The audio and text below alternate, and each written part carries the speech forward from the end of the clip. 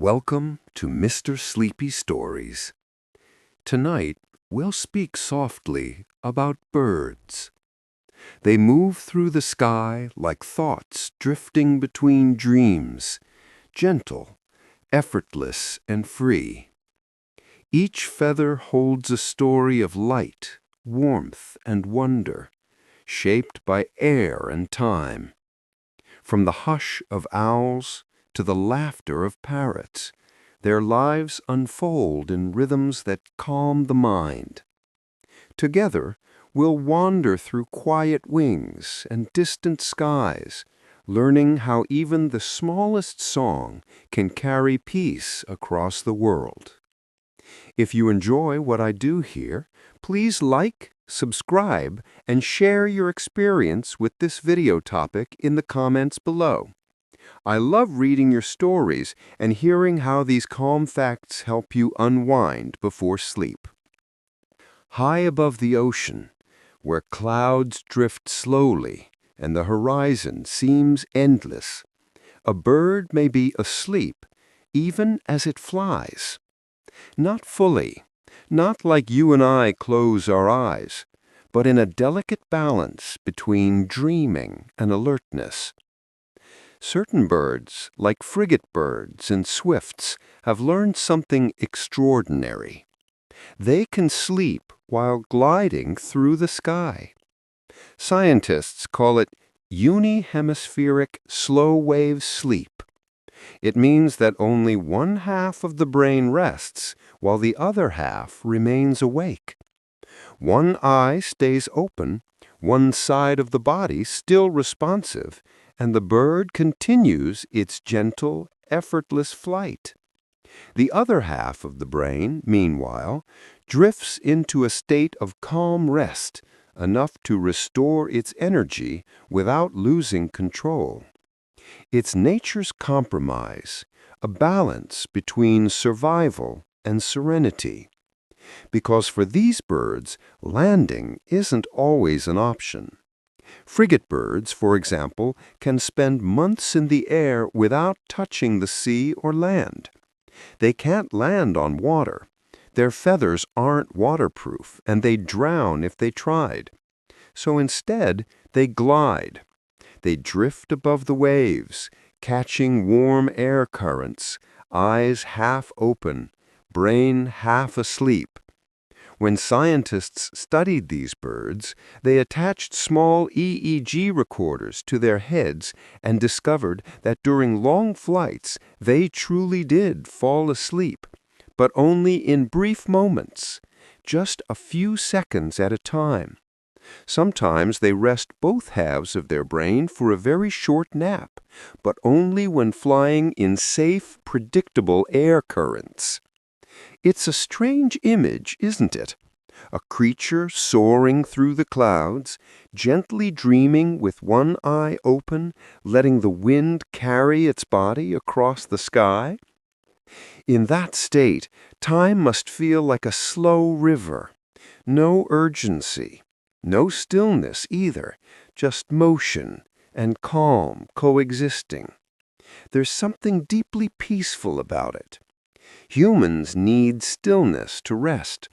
We build nests of our own, beds, blankets, quiet rooms. But these birds show that rest doesn't always mean stopping.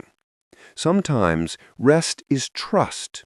Trust in the air beneath you. Trust in instinct. Trust that even while half asleep, you'll keep moving safely forward. When they finally return to land after weeks or months of flight, their bodies settle and they sleep fully, both halves of their brain at once. But up there, among the drifting clouds and silver winds, sleep becomes something else entirely. Not a pause, but a rhythm, a soft, silent partnership between awareness and peace. And maybe that's a gentle reminder for us, too, that rest can exist even in motion, and sometimes the calmest dreams happen when we're still moving forward. If you've ever watched a hummingbird hover near a flower, It almost doesn't seem real. Its wings blur into invisibility, its body hums with energy, and its tiny heart, no bigger than a grain of rice, beats more than 1,000 times every minute. That's faster than any warm-blooded creature on Earth. It's as if the little bird runs entirely on light itself, darting from bloom to bloom, drinking sweetness just to stay alive another hour. To live like that, every second counts. Hummingbirds burn through energy so fast that if they stop feeding for too long, they could literally starve overnight. They need constant fuel, not just to fly, but simply to exist. So nature gave them a second, quieter miracle to survive the darkness, a state called torpor. Torpor is like a deep, temporary sleep. When the sun goes down and flowers close, the hummingbird finds a safe perch, usually a thin branch hidden among leaves, and lets its body begin to slow. Its heart, once racing like a drum, drops from over 1,000 beats per minute to fewer than 50. Its temperature falls, its breathing slows, and it becomes so still that it almost looks lifeless. In that moment, the bird becomes a tiny ember in the cool night, a heartbeat flickering low, saving what little warmth it can. This isn't ordinary rest, it's survival through surrender. By lowering its own life's rhythm, it waits for morning, conserving every spark until the first light returns. And when it does, the transformation is instant. Warmth flows back through the tiny body, the heart roars to life again, and within seconds the bird is in the air, shimmering in sunlight as if reborn. Scientists studying hummingbirds often describe this daily cycle as living on the edge of possibility. They spend their days at the very peak of motion, heart racing, wings blurring, life condensed into pure motion, and their nights in near-death stillness. It's a delicate line between extremes. Too slow, and they freeze. Too fast, and they burn out. But they manage it perfectly every single day. There's something poetic about that balance. The idea that even the most energetic beings in nature need deep stillness to continue. The hummingbird, a symbol of life and motion, finds its peace not by stopping forever, but by learning how to pause just enough to begin again. So the next time you see one hovering in the garden, glowing like a spark of light in the air, remember that last night it was asleep like a fallen leaf, heart barely beating, waiting patiently for the sun to rise. Even the smallest hearts, it seems, know when to rest. Night settles over the forest, and the air feels thick enough to hold a secret. Through that stillness, something moves, unseen, unheard, graceful as the turning of a page. An owl glides between branches, and not a single sound follows its wings. To most birds, flight is a noisy affair. Pigeons clap their wings when startled. Geese thunder overhead. Even small sparrows flutter with tiny gusts. Yet the owl cuts through the darkness like a thought, silent, precise, effortless.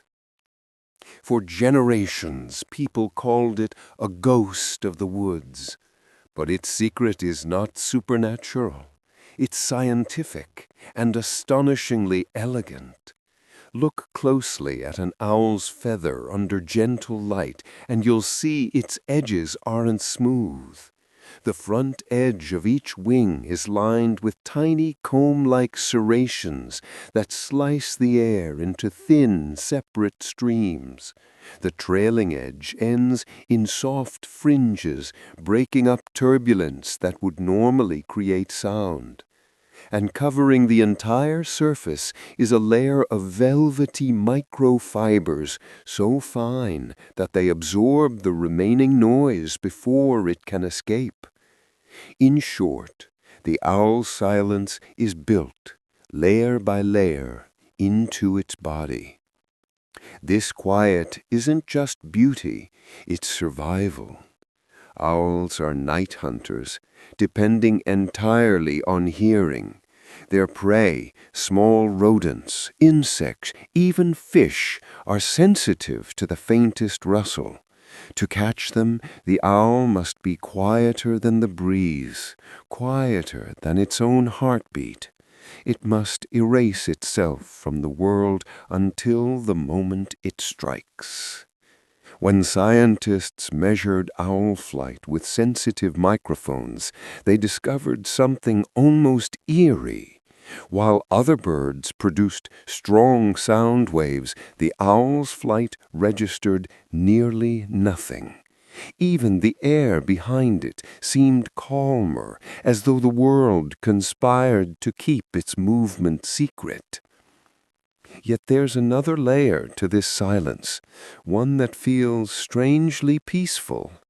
The owl is not in a hurry. It does not waste energy. It moves only when it must. In its quiet way, it teaches a lesson about patience, that stillness can be power, and silence can be full of purpose. Watch an owl resting on a branch, and you'll notice how everything about it feels tuned to calm. Its gaze is wide and steady, its breathing slow. Even its posture carries a kind of listening awareness, as though it belongs more to the night than to itself. Long before scientists studied it, poets and storytellers felt that same mystery. They said owls carried wisdom because they saw what others could not, and perhaps because they never needed to announce themselves to be heard.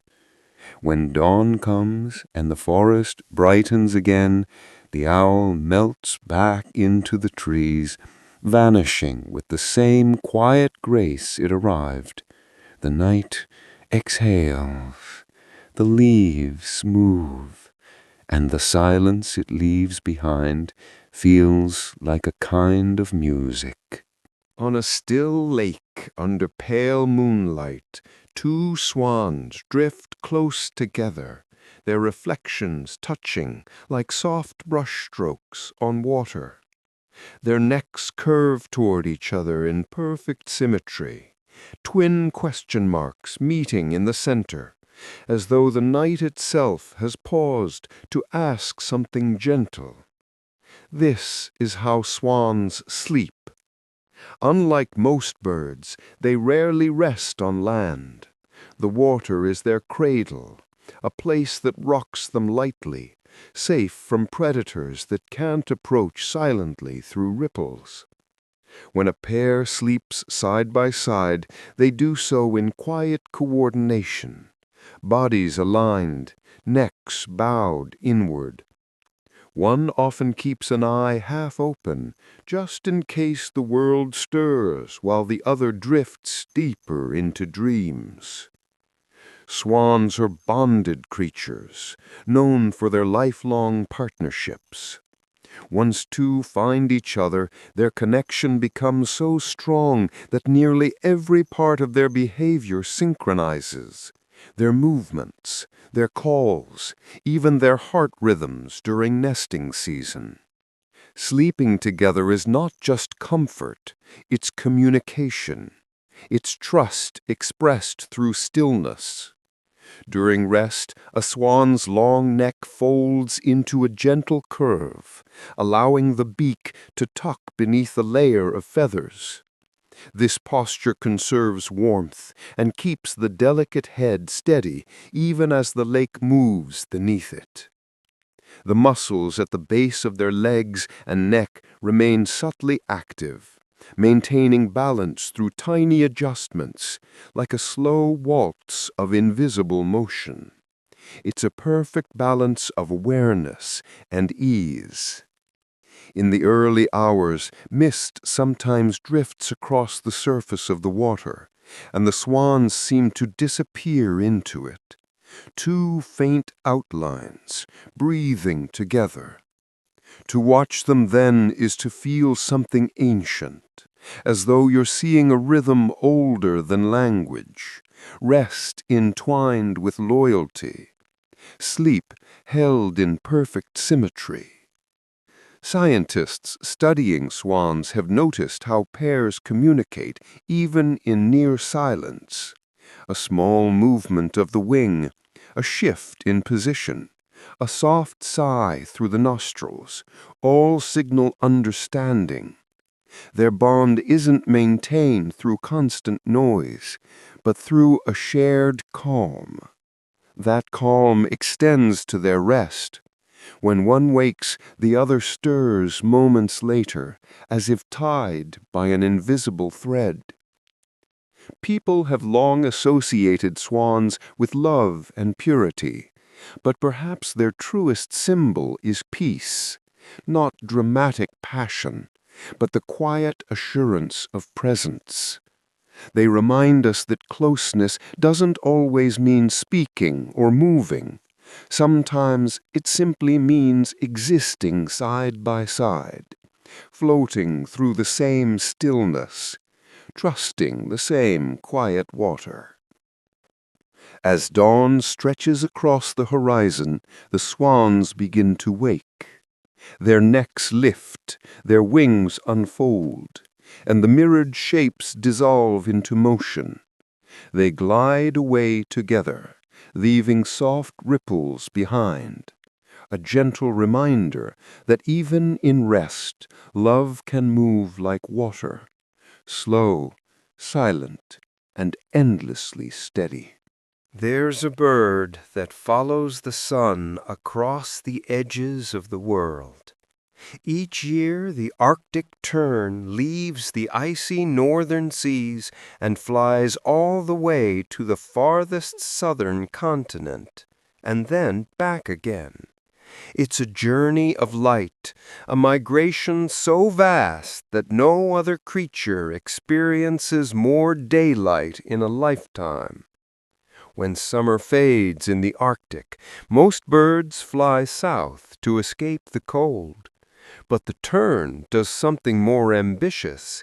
It doesn't simply flee winter, it chases summer itself. From Greenland or Alaska, it crosses oceans, passes over continents and waves until it reaches the Antarctic, where summer is just beginning. There it feeds and rests beneath a different sun. And when that season ends, it turns around and follows the light home again. The distance, more than 40,000 miles every year. That's like circling the earth almost twice, a journey powered only by wings lighter than paper and instincts older than civilization. Scientists have tracked these small white birds using tiny GPS tags, and what they found feels almost mythical. Arctic terns witness 2 summers every year, gliding through endless daylight while most of the world sleeps in shadow. In its lifetime, one tern may travel the equivalent of going to the moon and back, not once, but 3 times. Yet what makes this creature remarkable isn't just the distance, but its quiet purpose. The tern doesn't hurry. It moves with the rhythm of wind and ocean, resting where food is plentiful and air currents are kind. It doesn't chase warmth out of fear, but out of harmony, a living thread following the planet's breathing cycle. The result is a life almost free from night. For months, the tern flies through skies that never darken completely. It sees the glow of midnight suns, the gold of endless dawns, and the blue shimmer of polar seas reflecting light that never dies. Where we measure time by morning and evening, the tern lives in a world of constant becoming, where every horizon promises day. And when you picture that, a small bird tracing a glowing line across the earth, it feels like watching the planet turn through its eyes. The Arctic tern isn't searching for anything new. It already knows what it's looking for: the comfort of sunlight, the whisper of open water, the familiarity of flight. To us, its path seems impossible. To the tern, it's simply home in motion, a world without seasons, without walls, just air and light repeating forever. So while we close our eyes each night and drift into darkness, somewhere far above the waves, this tiny traveler is still awake, wings steady, heart sure, following the sun across another endless summer sky. On the cold shores of Antarctica, where wind sweeps across endless fields of snow, something tender unfolds among the ice. A penguin stands before its chosen mate, a small pebble clasped carefully in its beak. No flowers, no songs, just a single stone. It leans forward and offers it gently. If the other accepts, a partnership begins. Among Adelie and Gentoo penguins, this ritual marks the start of love, or at least the beginning of cooperation that feels close to it. The pebble isn't random, it's chosen with care, smooth, rounded, just the right size to fit among others. It's the building block of a future home. Penguins nest on rocky ground, where every stone helps keep their eggs dry above melting snow and icy puddles. But these pebbles are rare treasures in a frozen world. So a perfect one isn't just practical, it's precious. A penguin that finds a beautiful pebble and gifts it shows thoughtfulness, resourcefulness, and devotion all at once. Scientists have watched these exchanges with quiet fascination. They've seen males waddle across long distances to find the perfect stone, testing each one as though it carries meaning. They've seen mates rearrange the gifted pebbles together, side by side, creating a small circle, a nest that will cradle their shared eggs through fierce winds and long nights. Sometimes rivals steal pebbles from other nests, sneaking them away when no one's watching. But even then, the courtship gesture remains deeply symbolic. In a world where survival depends on cooperation, offering something small and useful becomes the truest expression of care. There's a quiet poetry in that act. Love stripped of everything unnecessary. No performance, no sound, just a gesture that said, "I thought of you." Each pebble tells a story of effort and patience. It carries warmth even in a place made entirely of ice. Once the nest is built, the pair will take turns guarding their eggs, one standing watch while the other hunts. When they switch, they greet with soft trills and gentle touches of their beaks, like two old friends reuniting. Over time, they come to recognize each other's voices, even in vast colonies of thousands, where calls echo across the snow. And it all begins with one simple gift.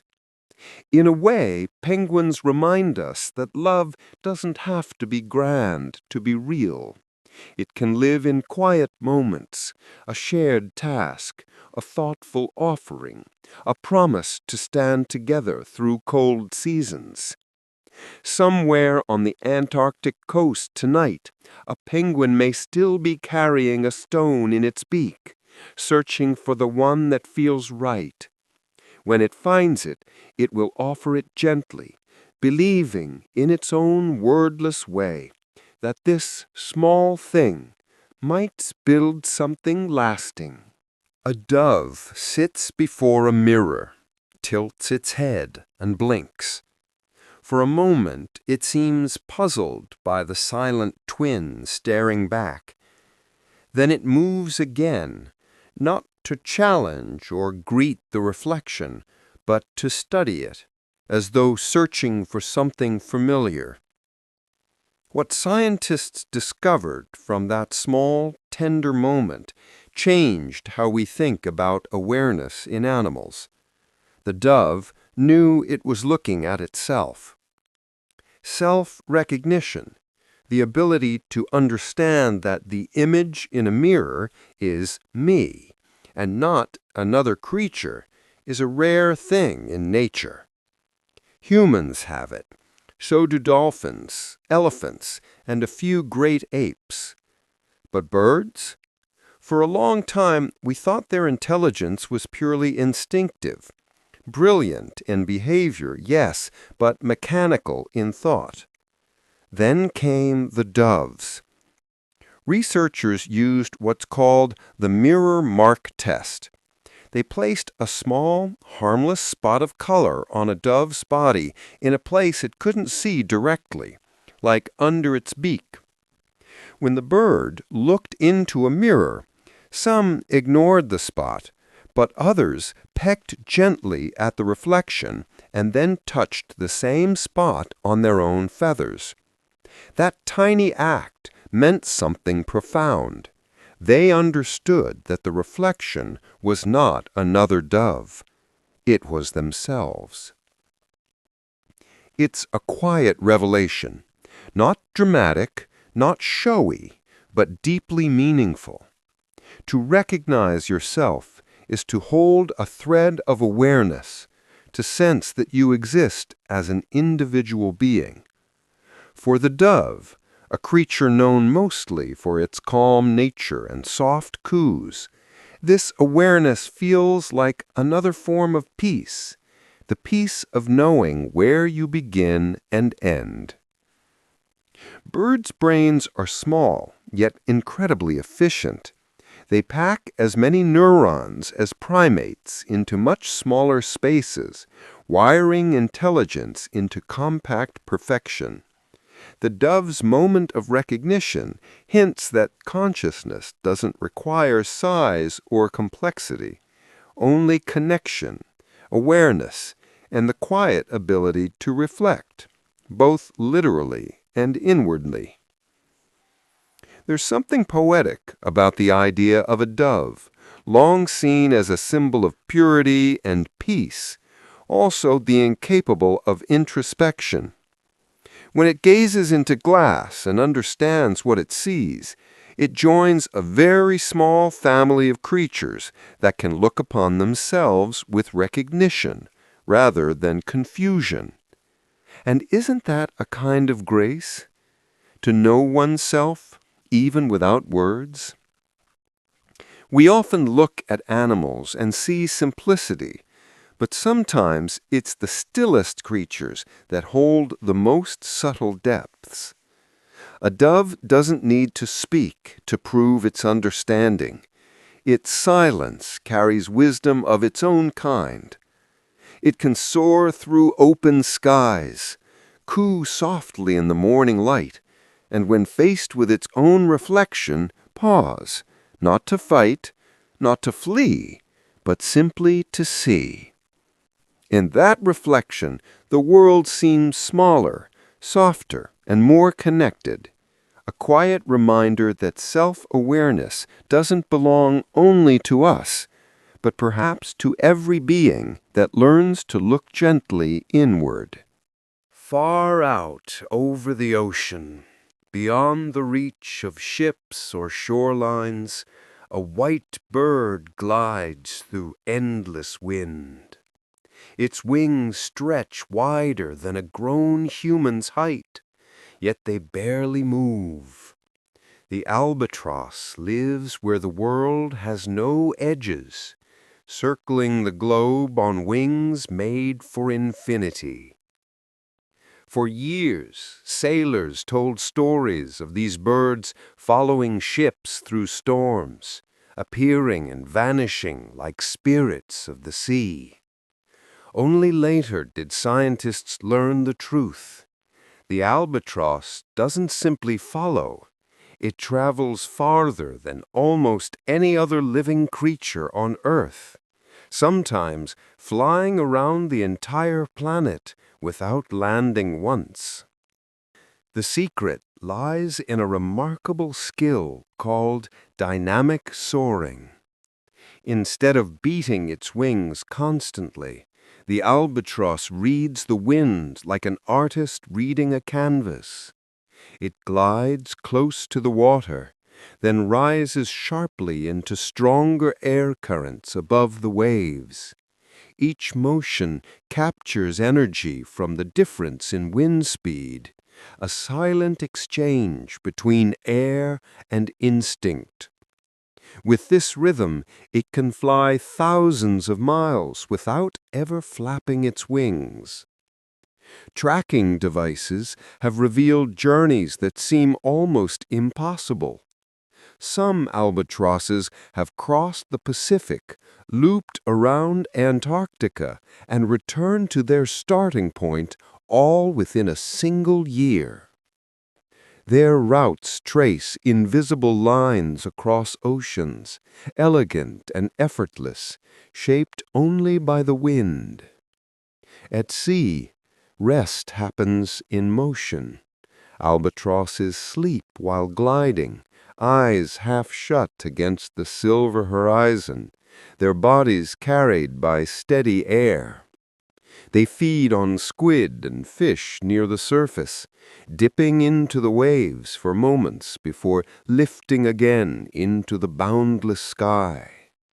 Land comes only when necessary, to nest, to raise a chick, to start another cycle of wandering.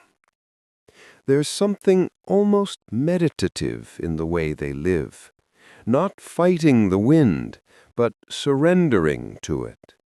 Each movement is precise, economical, and patient. They do not rush, they flow. In a world obsessed with speed, the albatross reminds us that endurance is its own kind of grace. To sailors, seeing one meant luck, a symbol that the vastness could still be kind. But killing one was believed to bring misfortune because these birds seemed to carry the soul of the sea itself. Coleridge's old poem, The Rime of the Ancient Mariner, turned that idea into legend, but the truth needs no story. The albatross is already poetry, written in air and salt. As dusk falls on the open ocean, the bird continues its path, miles from any land or voice. Below, waves roll like breathing. Above, the stars begin their slow bloom, and still the albatross glides on, wings unwearied, heart steady, tracing the curve of the earth with the patience of eternity. In daylight, a parrot already looks like a living rainbow, bright greens, golds, blues, and reds shimmering across its feathers. But under a kind of light we can't see, that beauty grows even deeper. In the invisible spectrum of ultraviolet light, a parrot glows. To human eyes, ultraviolet light is hidden. It sits just beyond violet on the color scale, outside the limits of what our retinas can detect. But to many birds, it's part of everyday vision. Their eyes have an extra type of color receptor, a fourth cone cell, that allows them to see a world far richer than ours. Where we see smooth green, a parrot might see layers of pattern and glow, luminous and alive. When scientists first shone ultraviolet light on parrot feathers, they were astonished. Feathers that looked ordinary in daylight suddenly erupted in radiant blues, violets, and neon greens. Even species that appeared plain to us carried intricate markings visible only under that light. Those hidden colors weren't decoration. They were communication. In a dense forest filled with noise and motion, parrots use color the way humans use language.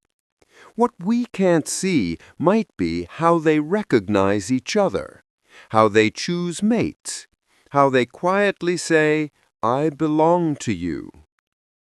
The fluorescence, light absorbed and re-emitted by parrot pigments, acts like a gentle beacon, glowing softly in wavelength meant for avian eyes alone. To them, the world must shimmer constantly. Leaves reflecting faint ultraviolet rays, water gleaming with unseen hues, and feathers glowing with hidden messages. What looks simple to us, a green parrot resting on a branch, might appear to another bird as a masterpiece of shifting light.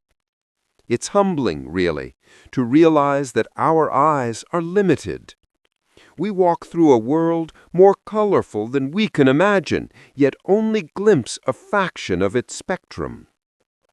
Every day, the unseen hums quietly around us, in the ultraviolet glow of flowers, in the markings on butterfly wings, in the faint shimmer of a parrot preening in the sun. Nature keeps some of its beauty secret, perhaps as a reminder that not everything must be visible to be real. For parrots, this hidden light is part of their ordinary joy. It's how they find partners, recognize kin, and live among colors that belong only to them.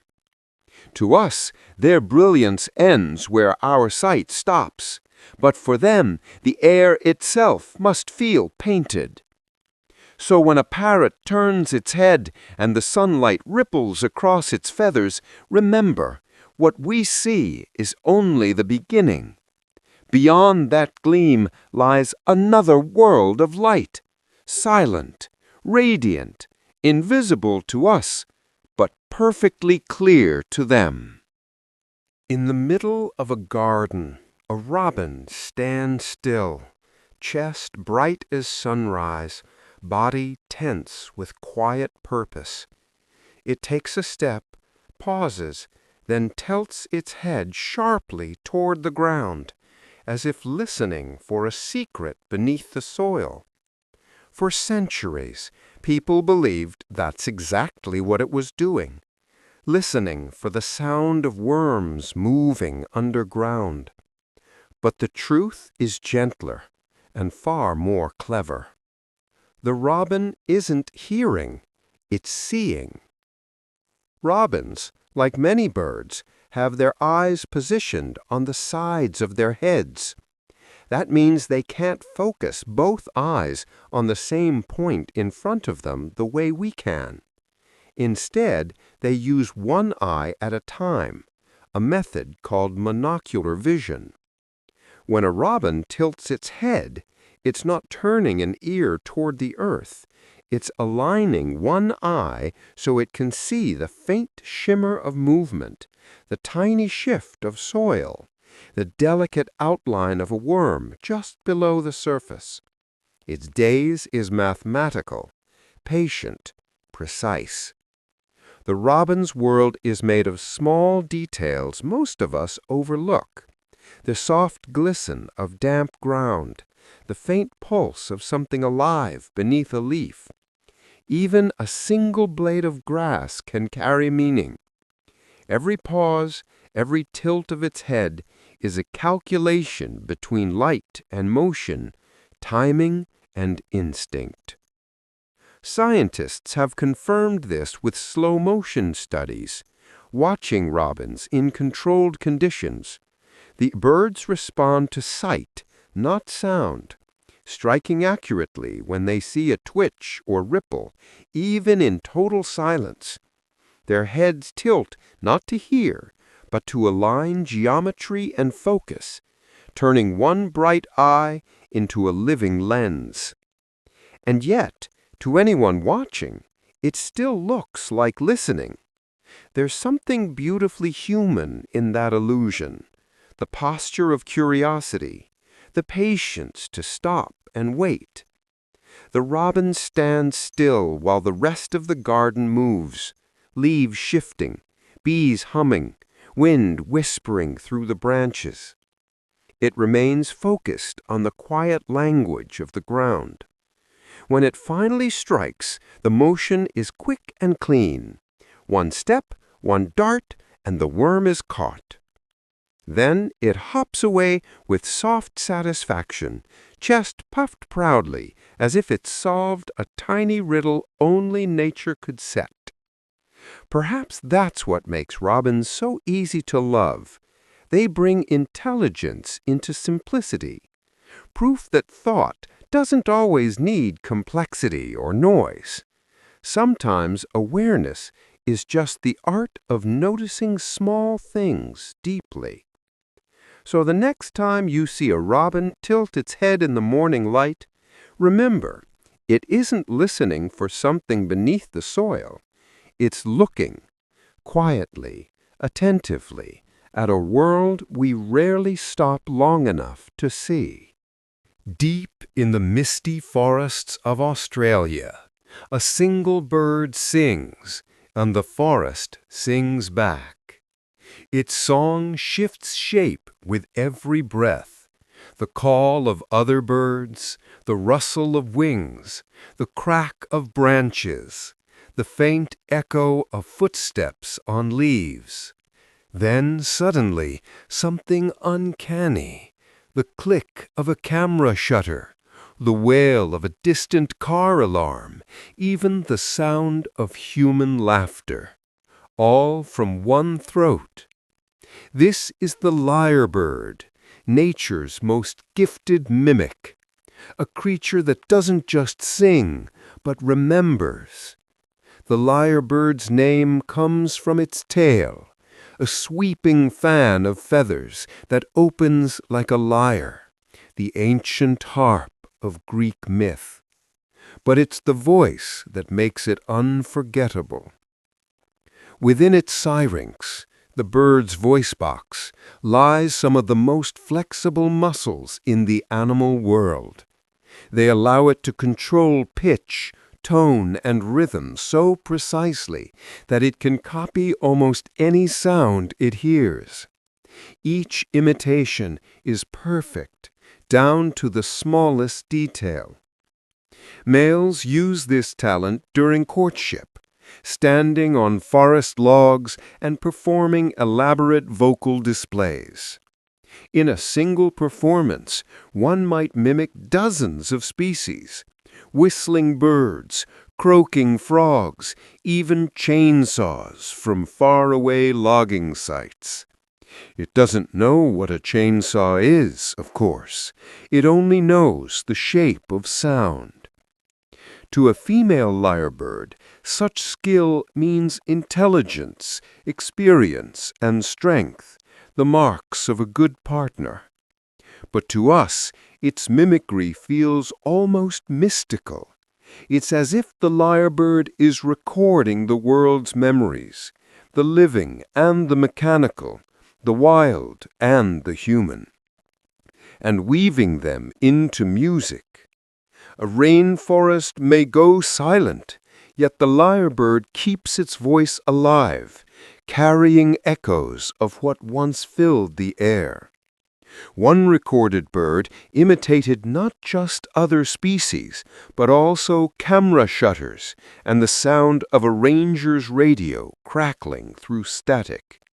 Another reproduced the rhythm of hammering, as if the forest itself remembered being touched by human hands. Even laughter, soft, uncanny, almost tender, has been heard from its song. There's a strange peace in that idea, that nature listens so deeply it can reflect us back to ourselves. The lyrebird doesn't judge the noises it repeats.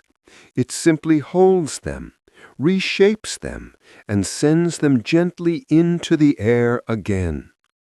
In its song, chainsaws and laughter become equal parts of a shared landscape. When the lyrebird finishes, the forest falls quiet again, but the silence feels full, as though the world has just heard itself breathe. Somewhere between memory and melody, the bird keeps its rhythm steady, repeating what life has taught it, one sound at a time.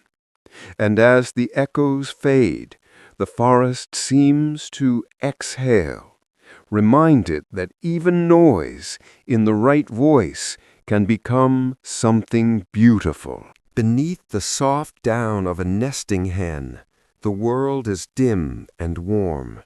Hidden beneath her feathers lie fragile white eggs, each one still and silent to the eye, yet alive with quiet sound. Inside those tiny shells, life is already listening. A gentle cluck from the mother, a faint tremble in response. The conversation has begun. Long before a chick ever sees daylight, it begins to hear the voice of its mother. As the embryo grows, tiny bones in its developing ears harden just enough to catch vibrations through the shell. The mother hen, resting patiently on her nest, murmurs low rhythmic clucks, soft, steady, and familiar. Each sound travels through her feathers and into the eggs, like a lullaby wrapped in warmth. Soon, faint peeps return from inside. The chicks are learning their first language. Scientists have recorded this delicate exchange, a true dialogue, not just noise. The chicks respond when their mother calls, even before hatching. In the final days before birth, this communication helps them synchronize their emergence. When one chick begins to pip, the first small tap that cracks the shell, others follow within hours.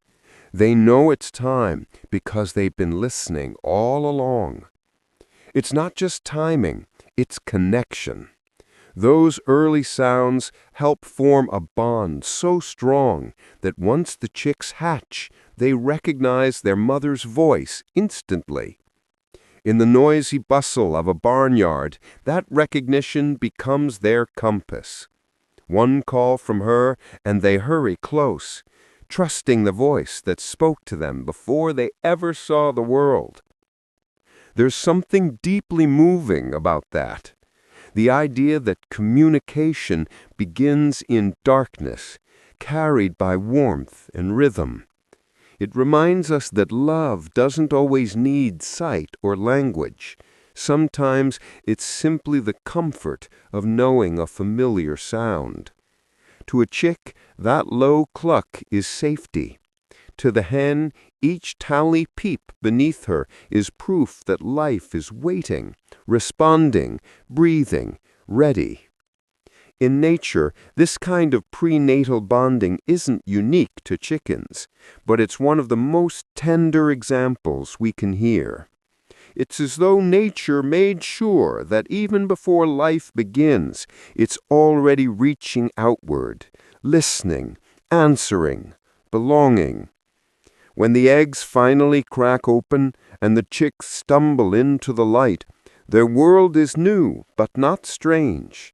The air is brighter, the sounds louder, but the mother's voice is already known, a melody they've been hearing in dreams. She clucks again, and they chirp back. The rhythm continues, unchanged, a conversation that started in silence and never really stopped. Under feathers, in warmth, in sound, it's the story of life whispering to life. On salt flats, where the water glows at sunset, flamingos stand like reflections of the sky, tall, graceful, blushing with color. But beneath that beauty lies a quiet secret. They weren't born pink at all. Each one began pale and ordinary, its feathers nearly white. Their famous color isn't inherited, it's created day by day through what they eat.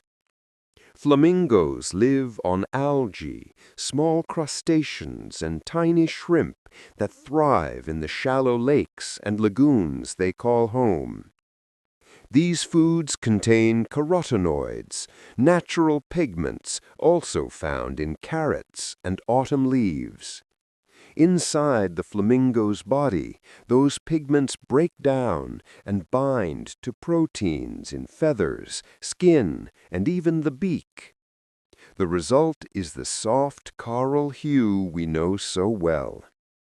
The more they eat, the deeper the color grows. It's a slow transformation. Chicks hatch gray, downy, and clumsy, more like awkward geese than elegant dancers. Over months, as they feed and grow, the color begins to bloom from within, feather by feather, until they glow with gentle warmth. Their beauty is not painted on, it's nourished, formed quietly by what they sustain them.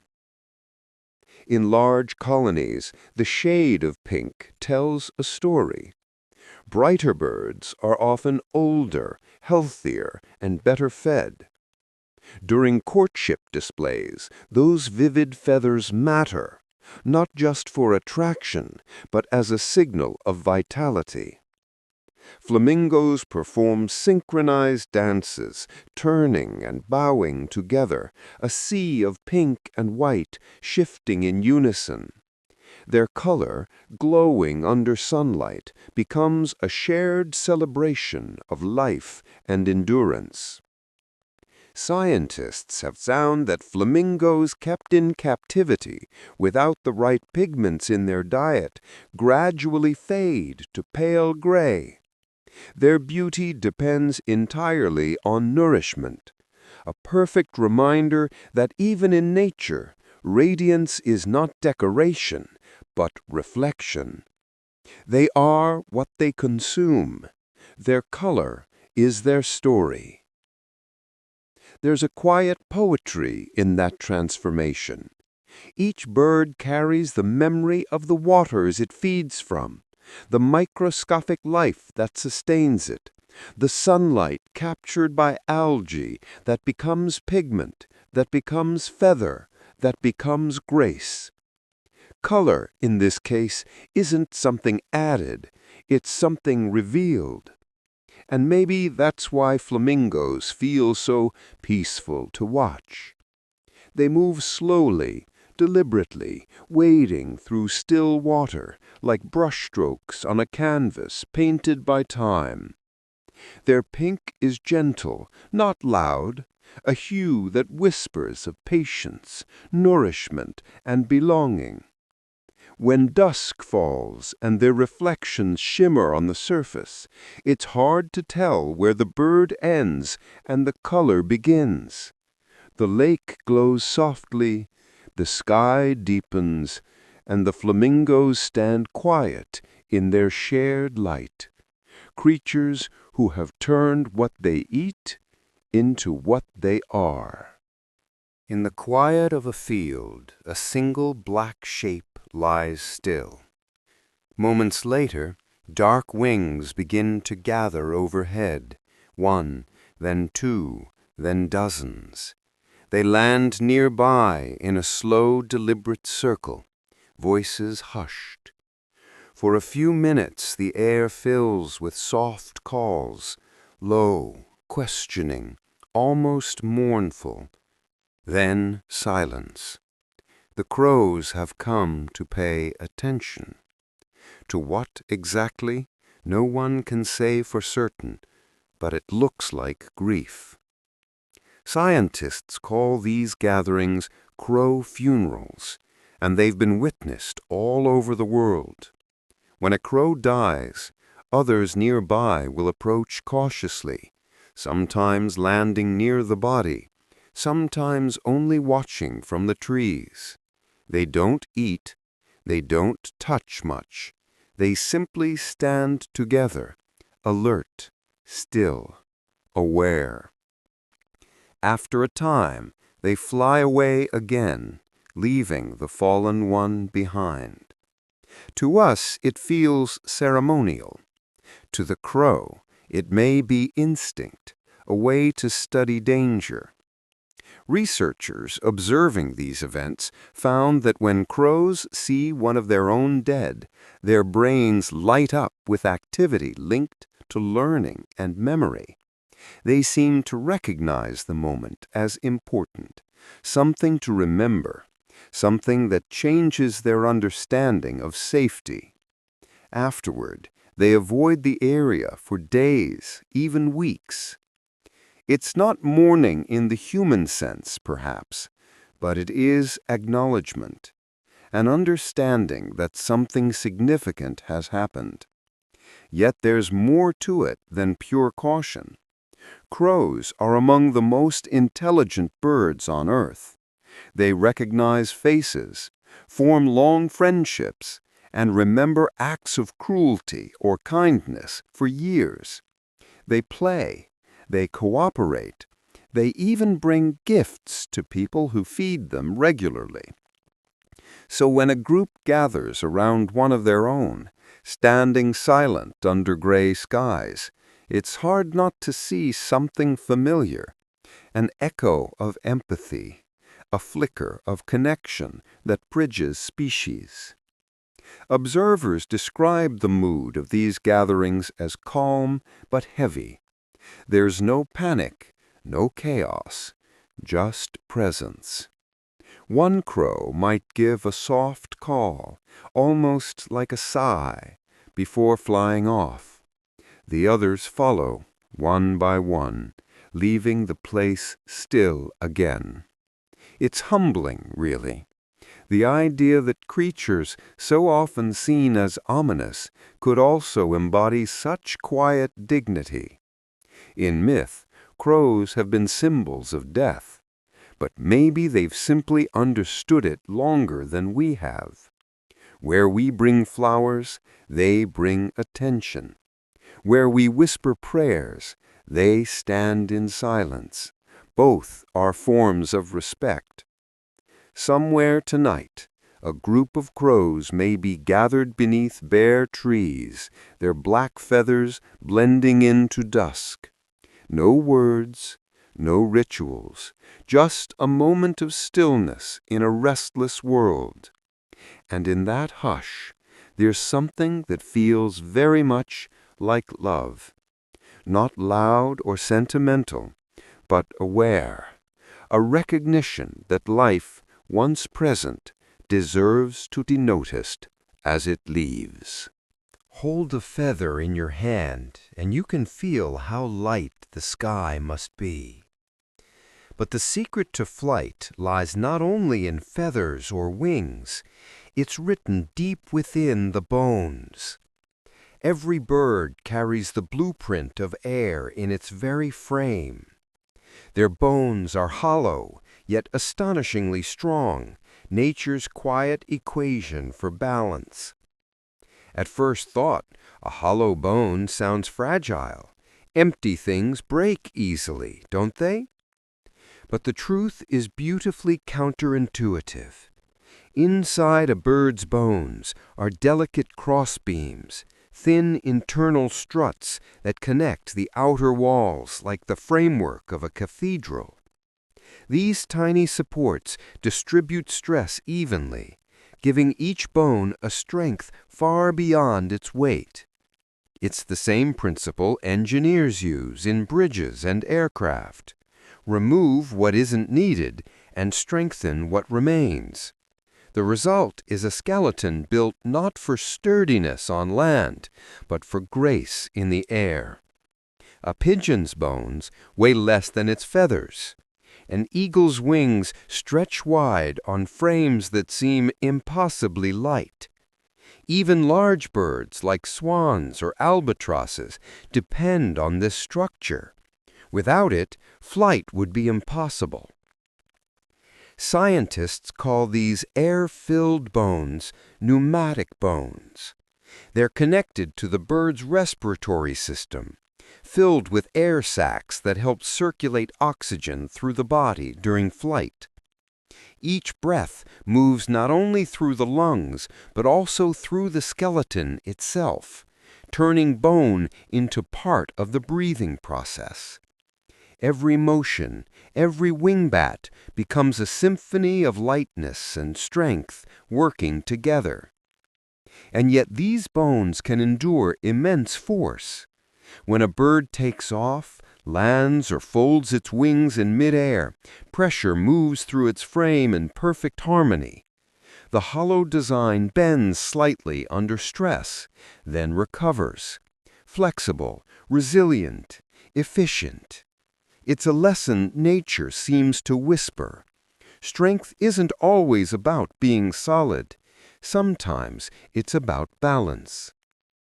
When you watch a bird soar, you're witnessing millions of years of refinement, the Earth's patient craftsmanship made visible. Each bone a sculpture of necessity, each hollow space a choice carved by evolution. Even the air inside serves purpose. It lightens, cools, sustains. Nothing wasted, nothing accidental. In a world that often equates heaviness with importance, birds remind us that lightness can also be powerful. Their bodies aren't weighed down by excess. They rise because they carry only what's essential. The sky doesn't ask them to be heavy. It asks them to trust their design. Somewhere above the trees, a heron glides on slow wings, body steady, bones hollow, heart calm. It moves not by force, but by flow, carried by air, supported by emptiness, made strong by the very space within. And perhaps that's the most elegant truth of all, that what makes them lighter also makes them last. Across the evening sky, tiny shapes dart and twist like sparks carried by wind. They move with a freedom so pure it feels almost impossible that they belong to the earth at all. These are swifts, birds that spend nearly their entire lives in flight, sometimes gliding through months of sky without once touching the ground. While most birds live in rhythm with land, nesting, perching, pausing, swifts belong to air alone. Their wings are long and curved, their legs small and suited only to clinging briefly to vertical surfaces. To land on flat ground would be a mistake. They could barely take off again. So instead they stay aloft, feeding, drinking, even sleeping as they move through the open sky. Scientists studying swifts attached tiny tracking devices to their bodies and found something almost unbelievable. Some individuals spent up to 10 months without landing. They soared across continents, followed weather fronts, and crossed oceans, all without rest in the way we understand it. To them, flight isn't a journey. It's a way of being. High above the clouds, where winds are steady and gentle, swifts glide in great circles. At night they enter a light sleep, half of their brain resting while the other half stays awake. The same miraculous adaptation seen in other aerial sleepers. Even their dreams, we might imagine, are filled with movement. They feed on tiny insects carried by air currents, invisible banquets floating through sunlight. Rainwater and mist provide what little they need to drink. Everything essential to their lives drifts on the same invisible roads they follow. For a swift, the sky itself is home, bed, and table. When they finally come down, it's to breed. They return to old nesting sites, often cliffs, towers, or rooftops, where they reunite with lifelong mates. For a few short weeks, they touch the earth, raise their young, and then return to the vastness again, as though gravity is a temporary agreement. Watching them, it's hard not to feel a kind of reverence. To live almost entirely in flight, to let go of stillness and yet remain at peace, feels like a secret only nature could teach. Where other creatures rest to recover, swifts rest while continuing forward. Their sleep is motion, their calm is endurance. At dusk, when they sweep across the sky in long arcs, calling softly to one another, they seem like living fragments of wind, bound not by land, but by rhythm.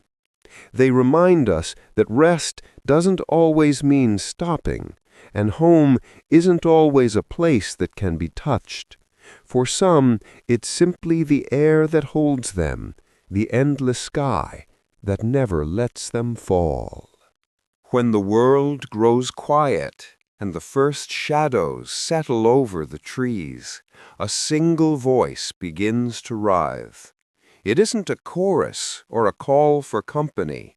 It's one bird, alone in the dark, filling the air with a song so rich and complex it sounds almost human in its emotion. This is the nightingale, and its most beautiful music is born in solitude. Unlike many birds that sing to attract attention, the nightingale's song belongs to the hours when others rest. Under moonlight, when the forest stills and even insects grow silent, it begins its performance. Long, flowing phrases of notes that ripple, rise, and fall like breath. No two songs are ever the same. Each one is improvised, filled with trills, whistles, and sudden bursts of melody that feel spontaneous, as if the bird is composing in real time. Scientists say the reason lies partly in competition. Males sing most passionately when alone to claim their territory, letting others know this space is taken. But there's something deeper in the way it sings, a sincerity that doesn't sound like warning, but longing.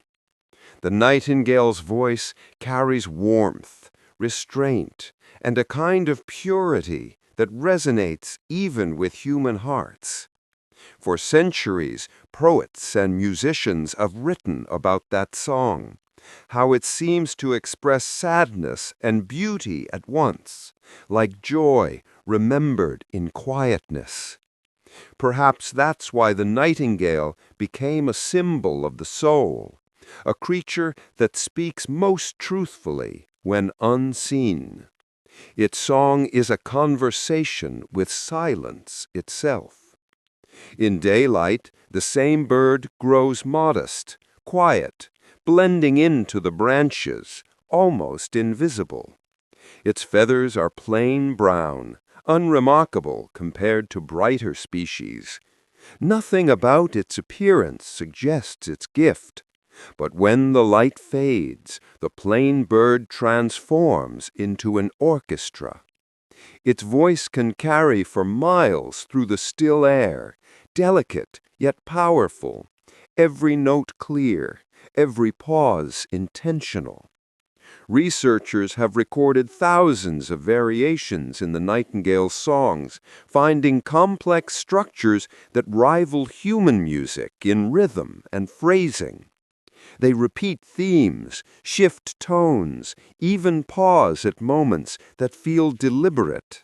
To another nightingale, those patterns are a language, but to us, they sound like something closer to emotion. There's beauty in how it chooses to sing alone, not for applause, not for noise, just for the act itself, the release of sound into stillness, the way light spills into darkness. It's as though the bird knows that solitude isn't emptiness, it's space where truth can echo. When dawn finally returns and the song fades, the forest feels changed, not louder, but somehow more alive. And somewhere deep in the branches, the nightingale rests unseen once more, carrying within it the simple, ageless lesson it offers every night, that sometimes the most beautiful voices are the ones that bloom in quiet company with themselves. Across frozen valleys and pale forests, the snow lies silent until a dark shape cuts through the white, a raven gliding low, calling softly. Not far away, wolves move through the drifts, their paws soundless but sure. It would seem they come from different worlds, one bound to earth, the other to sky, and yet somehow they play together. Scientists have watched this unlikely friendship unfold across the coldest places on earth. When wolves hunt, ravens follow. They've learned that where wolves go, food will appear, and in return they offer sharp eyes and quick signals from above. They call out when herds move or when danger approaches, circling the pack like black comets against white clouds. And when the hunt is done, they feast together.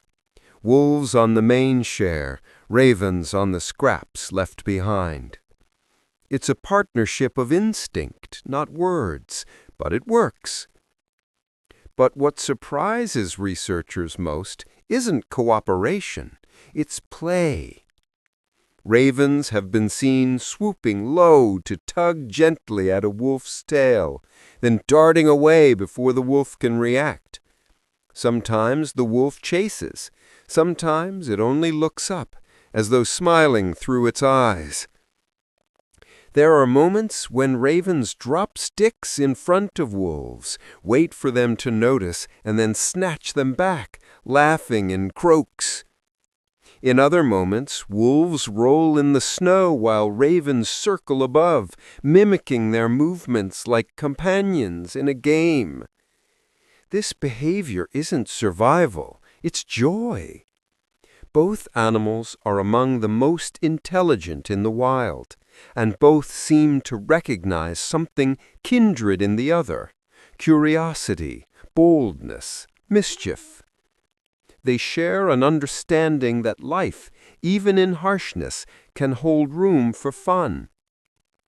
One biologist described watching a raven and a wolf pup chasing each other through falling snow, taking turns leading and following, both careful never to harm. When the game ended, they simply sat near each other, quiet, content, breathing the same cold air. Moments like that remind us that emotion and connection aren't limited to humans. They live in other forms too, in gestures, glances, small acts of trust. In many indigenous legends, ravens and wolves are companions of spirit, bound by balance, the sky's watcher and the land's hunter, moving as one story. And maybe those old stories were never metaphor at all, but observation, a recognition that some friendships are written directly into the world itself. When the snow thickens and the forest grows silent again, the ravens lift off, tracing dark spirals above the moving pack. The wolves look up once, then continue forward, leaving trails that gleam faintly under the winter sun. For a while, sky and earth move together, wild, wordless, and perfectly in tune. In the quiet of an open field at night, a pale shape glides low over the grass. No rustle, no flap, no cry, just silence and motion. It's a barn owl, ghostly in color, graceful in flight. And while its wings carry it through the darkness, it's the face, that strange, beautiful, heart-shaped mask that guides it to life beneath the surface. At first glance, the owl's face looks like art, symmetrical, white, edged with soft gold, and framed in feathers that seem painted by careful hands. But this perfect shape isn't decoration, it's design. The barn owl's face acts like a satellite dish, capturing and directing sound toward its ears. Every curve funnels the faintest whisper of noise, the twitch of a mouse in the grass, the flutter of a moth's wings, into perfect clarity. Unlike humans, owls don't rely on sight at night. Their world is built from sound, and their hearing is astonishing. Each ear sits at a slightly different height on the head, one higher, one lower, allowing the owl to sense exactly where a sound is coming from, not just left or right, but above or below. With both facial discs working together, it can locate prey in total darkness with pinpoint accuracy, striking precisely even without seeing. Scientists have tested this ability in controlled darkness, and the results are breathtaking. A barn owl can detect and catch a mouse using only sound, guided by the faintest rustle from several meters away. Its heart-shaped face isn't just cute, it's one of the most sophisticated natural instruments ever evolved. Yet there's something poetic about how form and function meet here. That heart shape, symbol of gentleness, is also a tool of power. In silence, it listens more deeply than most living creatures can. Where we rely on light, the owl trusts air. The smallest vibration, the briefest shift. It knows the world not by seeing it, but by hearing it breathe. When you look closely, you can see the faint texture of the feathers that shape this natural sound dish. Hundreds of them, perfectly aligned, each one catching and curving air in harmony. It's the architecture of awareness, built from patience and precision. As the owl glides away, the field returns to stillness. Nothing disturbs the grass. Somewhere beneath, a tiny life ends quickly, a balance kept, a rhythm continued. And above, the barn owl's pale face turns once more, scanning the night like a living instrument of silence and sound. There's beauty in that balance, not fierce or violent, but exact and calm. The heart-shaped mask is not a symbol of emotion. but of listening. And maybe that's love, too. Not what's seen, but what's understood in perfect quiet. In the dappled light of an Australian forest, a small bird works like an artist preparing an exhibition. He hops across the leaf-littered ground, carrying a single blue petal in his beak. Around him rises a small archway of twigs woven with care, not a nest for sleeping or shelter, but a stage for beauty. This is the bowerbird, and his craft is art. Male bowerbirds spend weeks constructing and decorating their bowers, delicate structures built purely to impress potential mates. Unlike nests, which are made for raising young, bowers serve no practical purpose except to display creativity. Each bird chooses his materials with precision: shells, berries, flowers, and in modern times, even bottle caps were bits of glass. Color matters deeply. Some species prefer blue, others green or yellow. They collect hundreds of items, sorting them by hue and shine, arranging them carefully so that the colors fade gradually from bright to pale, a perfect gradient only nature could inspire. Observers have compared their bowers to art galleries. The male often clears the surrounding area of leaves and debris, creating a clean floor to highlight his display. He positions every object deliberately, adjusting angles and patterns as light changes through the day. Sometimes he even paints, crushing berries or charcoal in his beak and using the mixture to stain the walls of his bower. It's not random instinct, it's composition. When a female arrives, he begins his performance.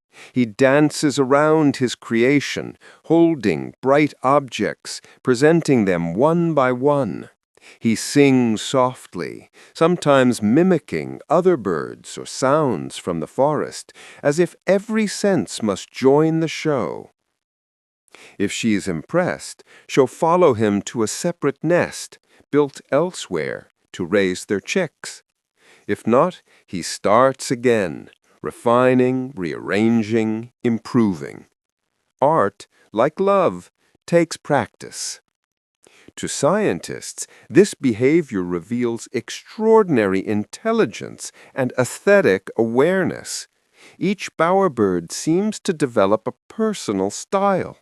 Some prefer symmetry, others favor cluttered abundance. Their choices reflect not just instinct, but individuality, a kind of personality expressed through color and form. There's something deeply peaceful about watching one at work. In a world driven by survival, this little bird still finds time to create something purely beautiful. No audience, no permanence, just a moment of color before wind or rain washes it away. And yet he builds again each season, certain that beauty once made is always worth remaking. When evening light fades through the canopy, the bower glows faintly with collected color. The bird steps back, tilts his head, and seems for just a second to admire it. A creature of instinct, yes, but also of wonder. Proof that even in the smallest hearts there's room for art. When night falls and the chatter of the cage quiets, the parakeets close their eyes. Their feathers puff slightly. Their heads turn gently into the softness of their backs, and the room fills with stillness. For a moment, it seems they've vanished into simple rest, but inside their tiny skulls, light flickers again. Somewhere deep within that calm, The parakeets are dreaming. Just like humans, birds pass through stages of sleep. Among them is REM, rapid eye movement, the phase when the mind begins to replay, imagine, and feel. Scientists studying parakeets sleeping noticed small telltale movements, wings twitching, eyelids fluttering, soft murmurs too faint to be songs. Under tiny lids, their eyes dart back and forth, following invisible motion. It's the unmistakable rhythm of dreaming. In this state, their brains look remarkably similar to ours. Electrodes placed gently on their heads show bursts of electrical activity, as if they're reliving the day, flights across the room, familiar voices, flashes of color and sound.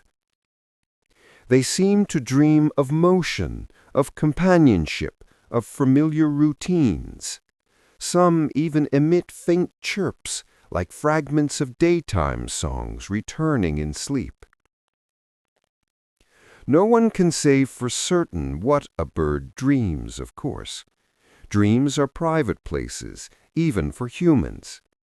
But researchers believe animal dreams serve a similar purpose, to strengthen memory, organize experience, and process emotion.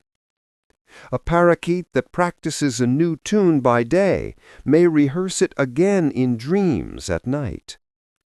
A young bird learning to fly may relive that rhythm in sleep, refining the pattern until it becomes instinct. There's something touching about the thought of it. These bright, busy little creatures, so full of noise and energy by day, falling into quieter worlds of memory by night. While we sleep under blankets, they rest beneath feathers, dreaming of skies that continue even in darkness. Sometimes, if you watch closely, you'll see one shift on its perch, fluff its wings, and make a faint sound, almost like laughter, almost like talking in sleep. They seem to drift between worlds with ease, carrying sunlight into their dreams and waking gently with the morning's warmth.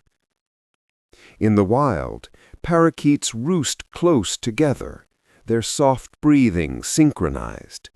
Perhaps their dreams overlap too, a shared rhythm of wind, flight, and belonging.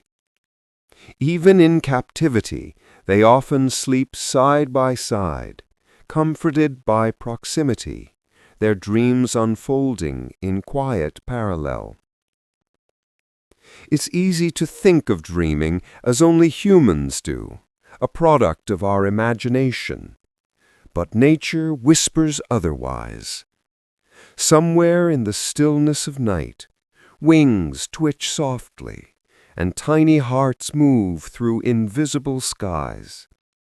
The parakeet sleeps, but its spirit keeps flying, carried by memory, guided by light only it can see. High on a cliffside where the sea sighs endlessly below, a small, colorful bird lands on the wind. It waddles forward on orange feet, its beak bright as coral, and pauses before a patch of earth dotted with old grass. It hesitates, then disappears inside.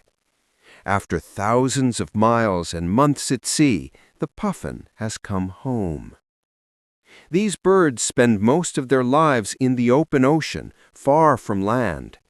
They ride the waves through storms, dive deep for fish, and sleep floating on the surface of the water. For most of the year, they live with no landmarks, only horizon and sky. And yet, when spring returns, so do they, not just to the same island, but often to the exact burrow they left years before. A puffin's nesting burrow is its anchor in the world. carved into grassy cliffs or rocky slopes. It's where they meet their mate, raise their chick, and shelter from the wind. When they return each year, they find that same small tunnel waiting, sometimes after journeys spanning thousands of miles. Scientists have tracked them across the North Atlantic, from Iceland to Norway, from Scotland to Greenland, and still they navigate back with uncanny precision. How they find their way remains a marvel.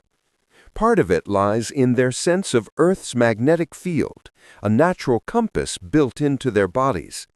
Part may come from smell, sight, or even memory imprinted like a map inside their minds.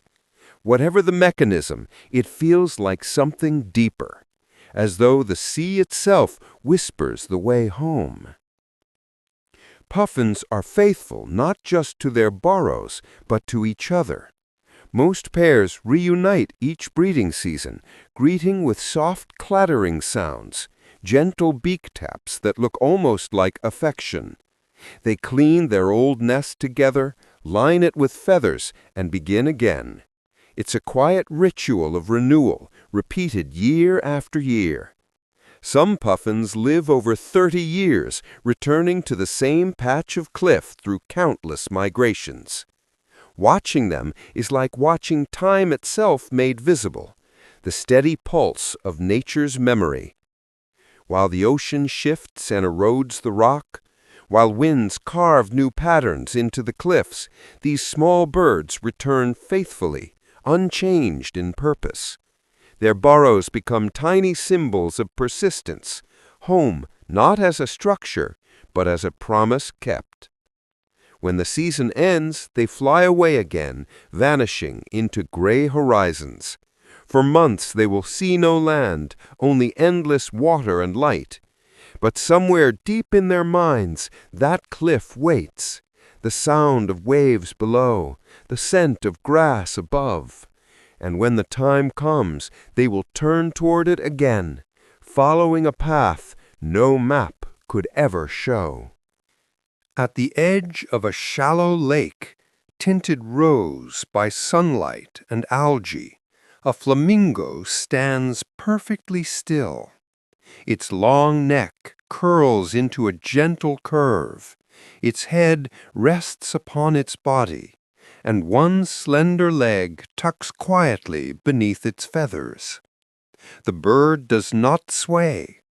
It seems sculpted from calm itself, motionless, poised, and impossibly balanced on a single limb. For years, people wondered why flamingos stand on one leg. The sight is so strange, so delicate, that it looks almost ceremonial, as if they're meditating together in silence. But behind that grace lies reason. When a flamingo folds one leg up close to its body, it conserves warmth. The shallow waters they live in can be cool, and with long exposed legs, much of their body heat could escape through the skin. By tucking one leg away, they halve that loss, resting and warming themselves with quiet precision. Even more remarkable, they seem to hold this balance without effort. Researchers studying their posture found that when flamingos stand on one leg, their muscles actually relax. Their anatomy locks naturally into position, allowing them to stay upright without strain. It's easier for them to stand still on one leg than on two. Some can even sleep this way, heads tucked under wings, bodies serene, supported by perfect equilibrium. Watch a group of them, and you'll notice something hypnotic. Hundreds of pale pink bodies reflected in still water, each one poised like a mirror of calm. When they move, it's slow and synchronized. A leg unfolding, a wing stretching, a quiet ripple spreading outward. The scene feels less like a gathering of animals and more like a living meditation. In nature, balance is survival. Flamingos feed in shallow lagoons where they sift through mud and water for algae and shrimp. To live there, they must adapt to constant motion, fluctuating temperatures, and changing tides. Their one-legged rest isn't laziness, it's wisdom carved by evolution. They've learned that strength isn't always about movement.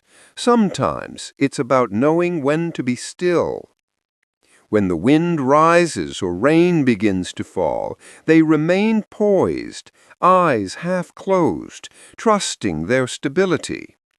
It's as if the world could shift around them, and they would simply adjust, graceful and untroubled. There's a kind of peace in their patience, a reminder that calm is not the absence of motion, but the mastery of it. To stand on one leg, surrounded by noise and water and light, is to exist between movement and rest, fully present yet untouched by rush. And when dusk deepens across the lake, the flamingos remain there in their quiet poses, reflections merging with the fading sky, hundreds of soft silhouettes balanced on the edge of stillness. In the misty forests of New Zealand, where ferns spread wide like open hands, and the air smells of damp earth, a small bird wanders through the night. It doesn't fly, it doesn't sing, and its feathers look more like soft fur than plumage. It moves gently, snuffling through leaves, pressing its long beak into the soil. At the very tip of that beak are two tiny openings, nostrils. The kiwi is smelling its way through the darkness. Most birds rely on sight to find their food. Their nostrils sit near the base of the beak, far from the ground, where air flows clean and open. But the kiwi is different, almost backwards in design. Its nostrils rest at the very end, allowing it to sniff the earth like a mammal. This is how it finds its hidden meals, worms, beetles, and roots that live below the surface. Each time it probes the soil, the kiwi breathes in faint scents that most creatures would never notice. The smell of damp wood, the trace of moving life beneath the dirt, it all guides the bird with quiet accuracy. It doesn't need to see, it simply listens and smells. In fact, its eyesight is poor. Its feathers muffle sound, and its feet tread softly, making it almost invisible in the undergrowth. To watch one is to see patience in motion. It pauses, head low, beak sweeping gently side to side. Then it plunges its beak into the ground, twists slightly, and pulls back a wriggling prize. The motion is slow, deliberate, a rhythm of trust between bird and earth. The kiwi's sense of smell is so advanced that it can locate buried insects several centimeters below the soil. And along with smell, it uses touch. Tiny sensory pits at the beak's tip detect vibrations in the ground. It's as if it can feel the world breathing beneath its feet. This peculiar bird is also a symbol of devotion. It mates for life, sharing burrows with its partner year after year, taking turns guarding their eggs, some of the largest, proportionally, of any bird on earth. They live quietly, unseen, yet perfectly suited to their world. In the hush of the forest, a kiwi's movements are almost soundless. A faint rustle, a sniff, the soft pull of earth. It's easy to imagine the forest itself listening back, aware of its smallest guardian. There's a quiet wisdom in its design, in the way its body, so unlike any other bird's, fits perfectly into its place. Where others soar, it stays grounded. Where others see, it smells. And somehow that difference is not limitation, but harmony, proof that nature makes room for every way of being. Far from any shore, where the horizon swallows the sky and the waves stretch endlessly in every direction, a seabird drifts on the wind. No rivers, no rain, no freshwater streams, only the vast saltwater world below. And yet it drinks. For this bird, the sea itself is enough. Gulls, albatrosses, and petrels are among the few creatures that can drink seawater safely. While most animals would quickly dehydrate from its salt, these birds carry within them a quiet miracle, small glands tucked just above their eyes that filter and remove salt from their blood. Nature gave them their own internal desalination system. Each time a bird sips from the ocean, the water enters its body just as it would ours, loaded with salt too concentrated for ordinary kidneys to handle. But within moments, those salt glands begin their work. They pull sodium and chloride ions from the bloodstream, concentrate them, and push them out through tiny ducts near the nostrils. The bird's head glistens with fine droplets, and if you look closely, you might see small beads of brine forming and falling, like tears that sparkle in sunlight. They are, quite literally, crying salt. This ability allows seabirds to spend nearly their entire lives over open water, never forced to return to land just to drink. An albatross can soar for weeks across oceans. A gull can rest on rolling waves for days, all sustained by the very sea that surrounds them. It's a system of perfect independence, freedom written into physiology. The balance is astonishing. Too much salt would poison, too little water would weaken, but the glands maintain harmony, drop by drop. It's the kind of quiet perfection evolution builds slowly, with patience and necessity as its tools. Sometimes sailors in the past would mistake those salt droplets for signs of exhaustion or sorrow, not realizing they were signs of life, proof that the bird had mastered what humans could not. They were survivors, carrying a secret of endurance in plain sight. There's a strange peace in imagining that, a living creature sustained entirely by the ocean, shaped by wind and salt, knowing no boundary between thirst and fulfillment. As if they've learned to make peace with what surrounds them, to drink from challenge and turn it into life. At dusk, when the light softens across the waves, these birds rest on gentle swells, the air cool and salt-heavy. A drop slides from the curve of a beak, glinting briefly before disappearing back into the sea. The water that once threatened to overwhelm them has become part of them, a quiet exchange between endurance and belonging. In the soft light of early morning, a blackbird perches on the corner of a rooftop, chest lifted, eyes half-closed, singing into the pale sky. The melody is clear, but not hurried, a pattern of whistles, pauses, and trills that sound both confident and gentle, as if the air itself has become an instrument. This is a voice that marks time more faithfully than any clock. For the blackbird, each season brings a new song. In spring, their music is bright and bold. The days grow longer, the air smells of rain and blossoms, and the blackbird's voice fills the world with renewal. Each phrase is a declaration of territory, of presence, of readiness. It sings to say, I am here, and this is mine. Its notes stretch wide and high, weaving through the spaces between trees, echoing off windows, greeting dawn with pure momentum. But as the months pass and summer softens, the songs begin to slow. The rhythm changes, not weaker, just gentler. By autumn, the blackbird's tone deepens into something quieter, more introspective.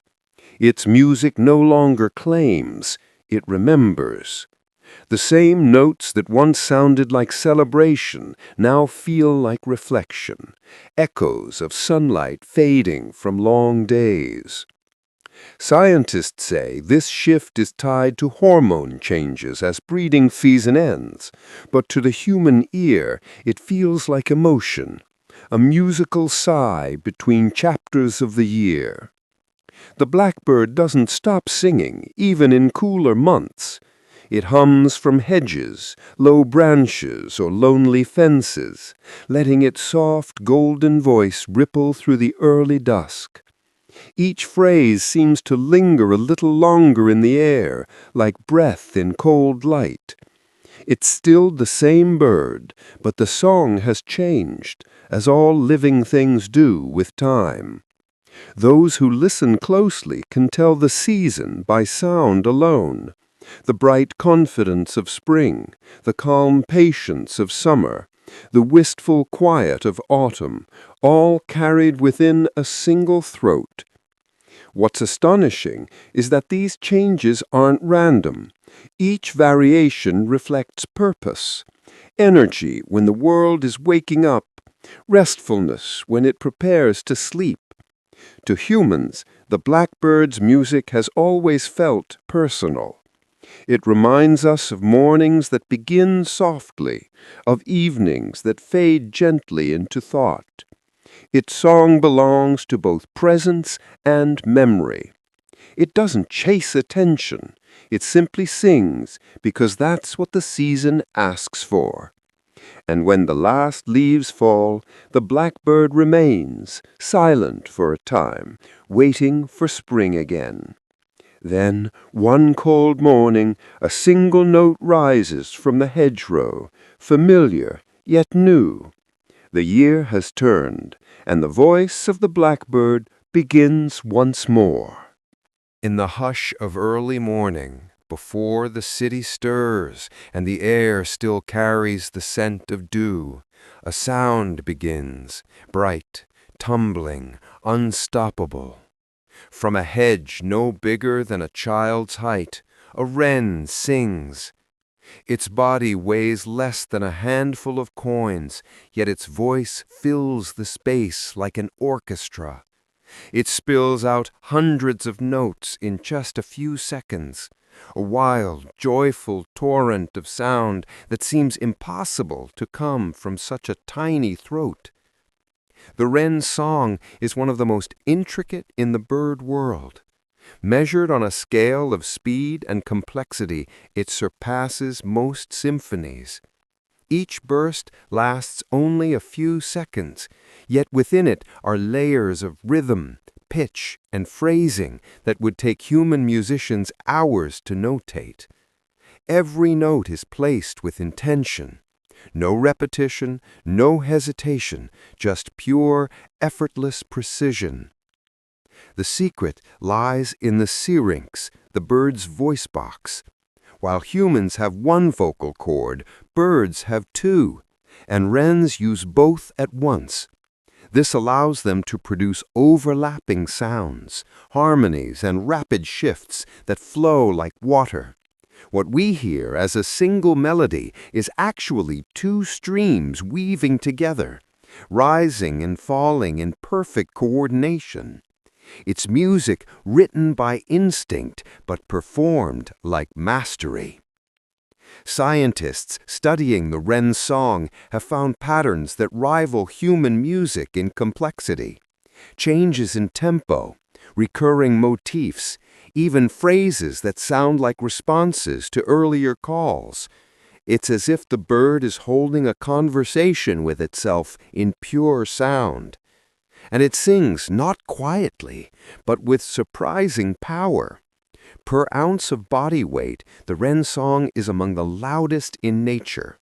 Tiny lungs, enormous spirit. But beyond biology, there's something emotional in its music. The wren sings to declare territory, to attract a mate, to remind the world it is alive. Yet none of that diminishes the sheer beauty of the result. It doesn't know that its song inspires poets, musicians, and wanderers who stop just to listen. It sings because it must, because life inside it wants to spill outward. In folklore, the wren has often been called the king of birds, not for size or strength, but for its voice.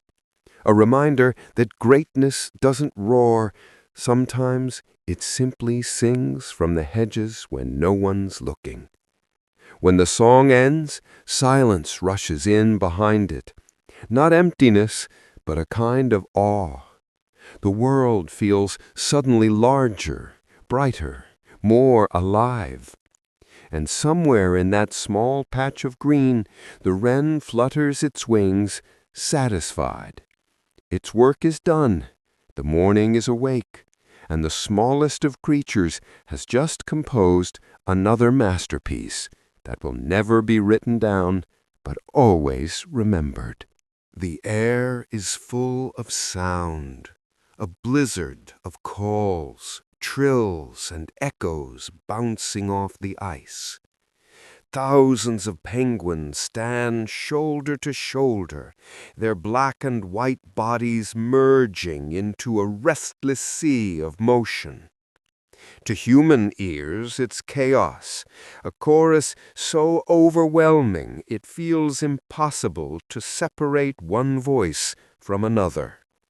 And yet, in that frozen crowd, two birds are calling for each other, and they will find each other.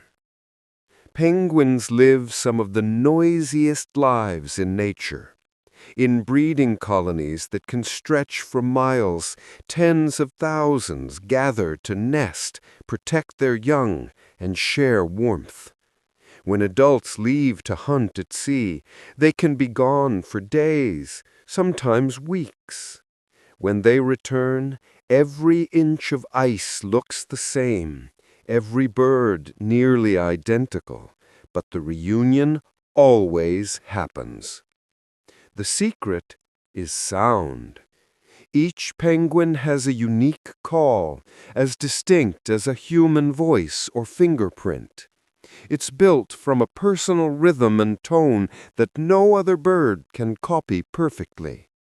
When they call out, their mate listens, filtering through layers of overlapping noise, recognizing the familiar pattern hidden inside. It's not volume that makes the difference, but memory, deep, specific, unwavering. Scientists have recorded these calls and played them back within colonies. The results are astonishing. A penguin will respond instantly to the voice of its mate or chick, even when surrounded by hundreds of others calling at once. But when the sound of a stranger's call is played, it remains still, indifferent. To them, recognition isn't a matter of guessing. It's certainty, carried in vibration and tone. In some species, this recognition begins almost at birth. A chick only days old learns the rhythm of its parents' calls and answers back with its own tiny voice. When the adults return from the ocean, they call across the crowd until those familiar sounds align, a duet of reunion. The chick stumbles forward, the parent lowers its head, and for a brief, perfect moment, the two are together again in the noise. There's something deeply moving in that. The world around them may roar with wind and voices, but one sound, one song cuts through it all. Love, in its purest form, is often not sight or touch, but recognition. I know you by your voice, and I will always find you in the crowd. When evening falls and the wind grows softer, the colony hums like an orchestra settling after a long performance. Pairs huddle close, heads resting together, the day's noise fading to a quiet rhythm of breath. Somewhere in that vastness, one voice has found its echo, and that's all that matters. When the ice thaws and the first light of spring spreads across still water, two white shapes appear on the horizon. They move separately at first, one from the north, one from the south, but their paths draw slowly together, as if pulled by memory. When they meet, the lake seems to hold its breath. The swans have come home to each other. Swans are among the few birds that mate for life. Once a bond is formed, it endures through years, migrations, and seasons. Even when distance separates them, their connection remains, a quiet loyalty that returns with the turning of the earth. And every spring they find one another again, repeating a ritual as soft and graceful as a whisper. Their reunion begins with movement, not sound. Two long necks curve toward each other, tracing slow arcs across the water.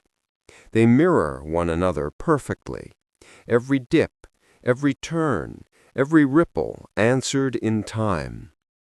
Then comes the quiet calling, deep and muted, a duet carried low across the surface. It's a greeting older than memory, a pattern engraved in instinct and affection. As they circled together, their necks formed the shape of a heart, a gesture nature created without needing intention.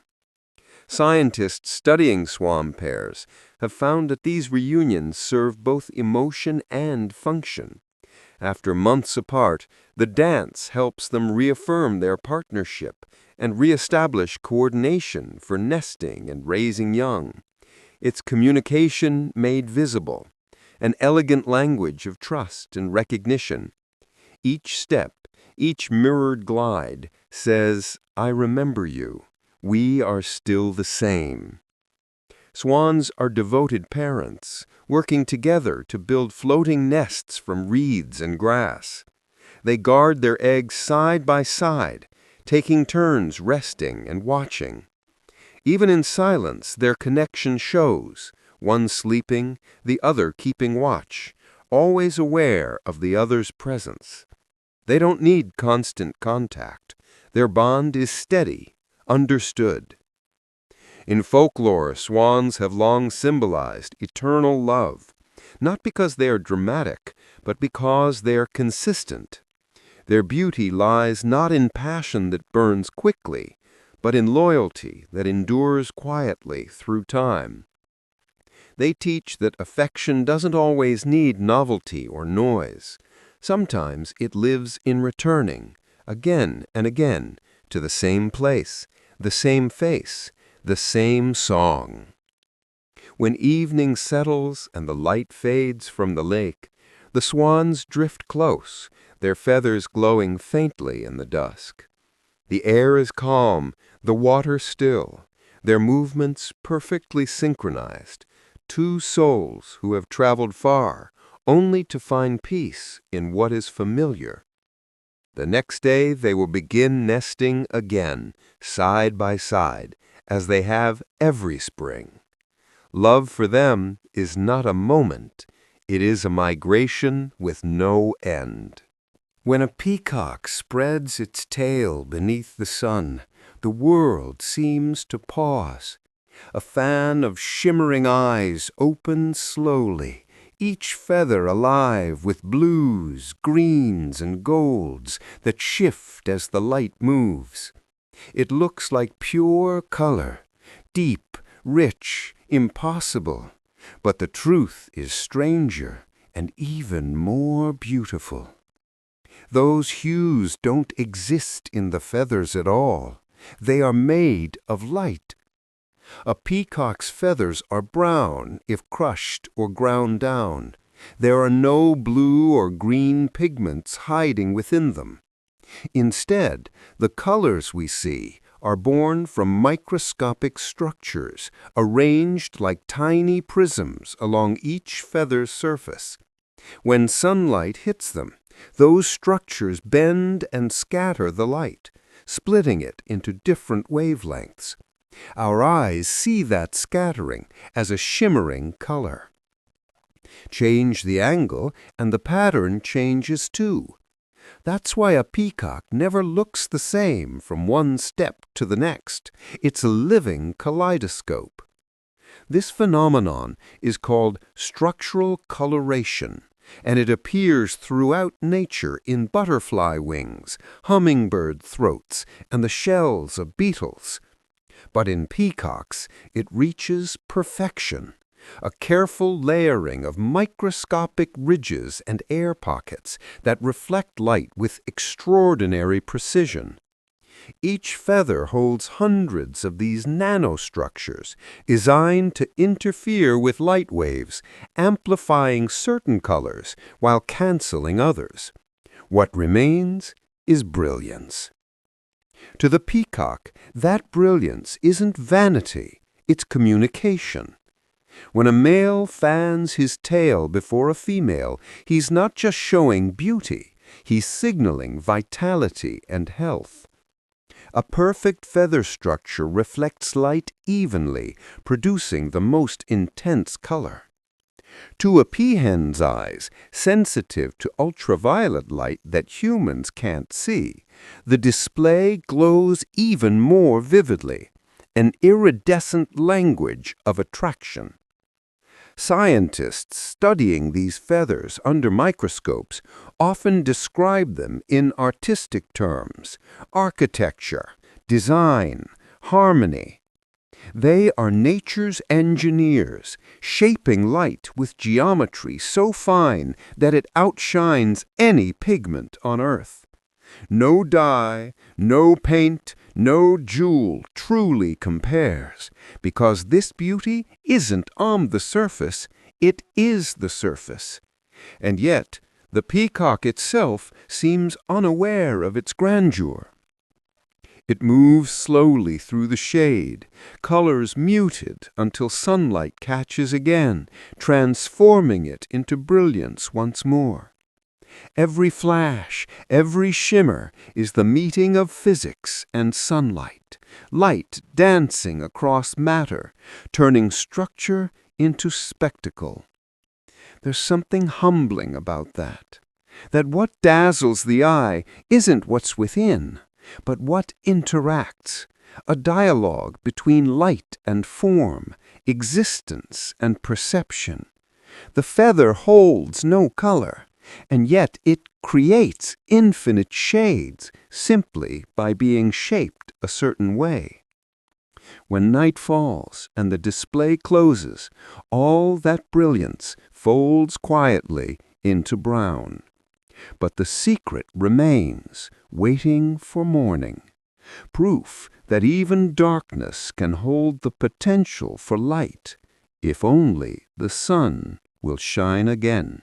When released into the open sky, a pigeon does not wander.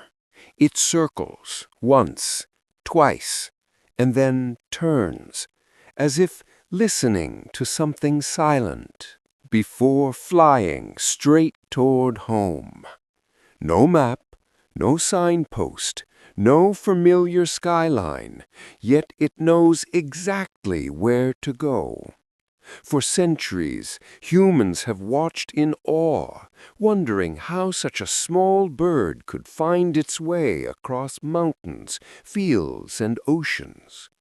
The secret lies not in its eyes, but deep within its body, a sense for Earth's magnetic field, an invisible compass that never fails. Homing pigeons have been used for thousands of years to carry messages across impossible distances. They were trusted in wars, in deserts, in storms. Even when taken hundreds of kilometers away, they would find their way back to the same rooftop, the same nest. To us, it feels like magic. To them, it's simply navigation, written into their bones. Scientists believe pigeons carry special magnetoreceptors, either within their beaks or brains, that can detect the faint magnetic lines surrounding our planet. This field, the same one that moves compasses, becomes a silent map they can sense without seeing. It tells them where north lies, how far they've turned, and how to adjust their path as they move. Combined with their sharp vision and sense of smell, it creates an internal navigational system so precise that even modern instruments struggle to match it. In one study, pigeons were released from unfamiliar locations hundreds of kilometers away. Despite never having traveled those routes, most returned home within hours or days, tracing invisible lines across the air as if guided by memory. Even blindfolded, some managed to orient themselves correctly before taking flight, proof that their guidance was not of sight, but of the earth itself. The mystery deepens with every discovery. Some researchers found magnetic particles, tiny crystals of magnetite inside pigeon tissues.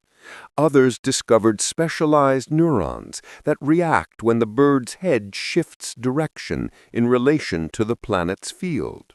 It's as though the Earth whispers its position directly to them, and they simply listen. There's poetry in that connection, a bond between sky and stone, creature and planet. While we use instruments to navigate, the pigeon carries its compass within, reading the quiet language of magnetism that we can't even feel. It reminds us that guidance doesn't always require sight. Sometimes it's trust, rhythm, and an ancient sense that the world itself can lead you home. At sunset, when the horizon glows gold and violet, pigeons turn toward familiar rooftops once more. They follow no roads, yet their path is true. Perhaps that's the beauty of it, not knowing how they know, only that they always find their way. Like travelers guided by something unseen, they return, again and again, to where their hearts belong. Over the burning sands of the Sahara, the heat shimmers like a mirage, rising from the dunes into pale blue sky. There are no trees, no lakes, no shelter, just wind and distance. And somewhere high above it all, a common swift glides effortlessly, wings stretched wide, eyes half closed. It has flown for days, perhaps weeks, and now, without ever landing, it will sleep. The common swift is one of nature's quiet miracles, a bird built almost entirely for flight. It eats, drinks, and even mates in the air. Scientists tracking them have discovered that some can stay aloft for nearly 10 months, their wings slicing endlessly through sky. They travel across continents, through storms and stillness, always moving, always between places. But the Sahara is their great test, an expanse so vast and lifeless that no safe perch waits below. To cross it, the swift must rest without stopping. And so it does something almost unbelievable. It sleeps while flying. Its secret lies in the brain. The swift, like a few other aerial creatures, can enter a state called unihemispheric slow-wave sleep, a soft half-slumber where one side of the brain rests while the other stays awake. One eye closes, one remains open. Wings continue to move, balance is kept, and the bird drifts in slow, circling glides across the warm air currents. It's a dream carried on the wind. During this time, the bird's body remains steady, heart and wings working in gentle rhythm, while consciousness fades in and out like waves on water. It doesn't fall, it simply floats, halfway between waking and sleeping, alive and dreaming. No other creature on Earth embodies rest in motion so completely. Scientists studying swifts over Africa have found that even during these airborne nights, they navigate with precision, riding thermal winds that rise from the desert, conserving energy as they drift half-aware. It's not chaos, it's choreography. Each feather, each heartbeat moves in harmony with the air around it. To imagine such a life is to glimpse a different kind of peace. We think of rest as stillness, yet the swift finds rest in motion. It trusts the air to hold it, the wind to cradle it gently while its mind sleeps. It never crashes, never drifts astray, just flows, perfectly in balance with the sky. When dawn breaks over the dunes, the swifts are still there, high above the golden light, awake again, refreshed by flight. They will continue on toward the green lands beyond the desert, where rivers wait and insects rise like dust. Perhaps that's the quiet wisdom they carry, that peace isn't always where you stop, but where you surrender. Even in motion, even in wind, even between waking and dream. In the canopy of a rainforest, light filters down in slow green waves, and a voice echoes through the trees, clear, rhythmic, almost human. It's a sound that once belonged to another bird, another place, perhaps even another time.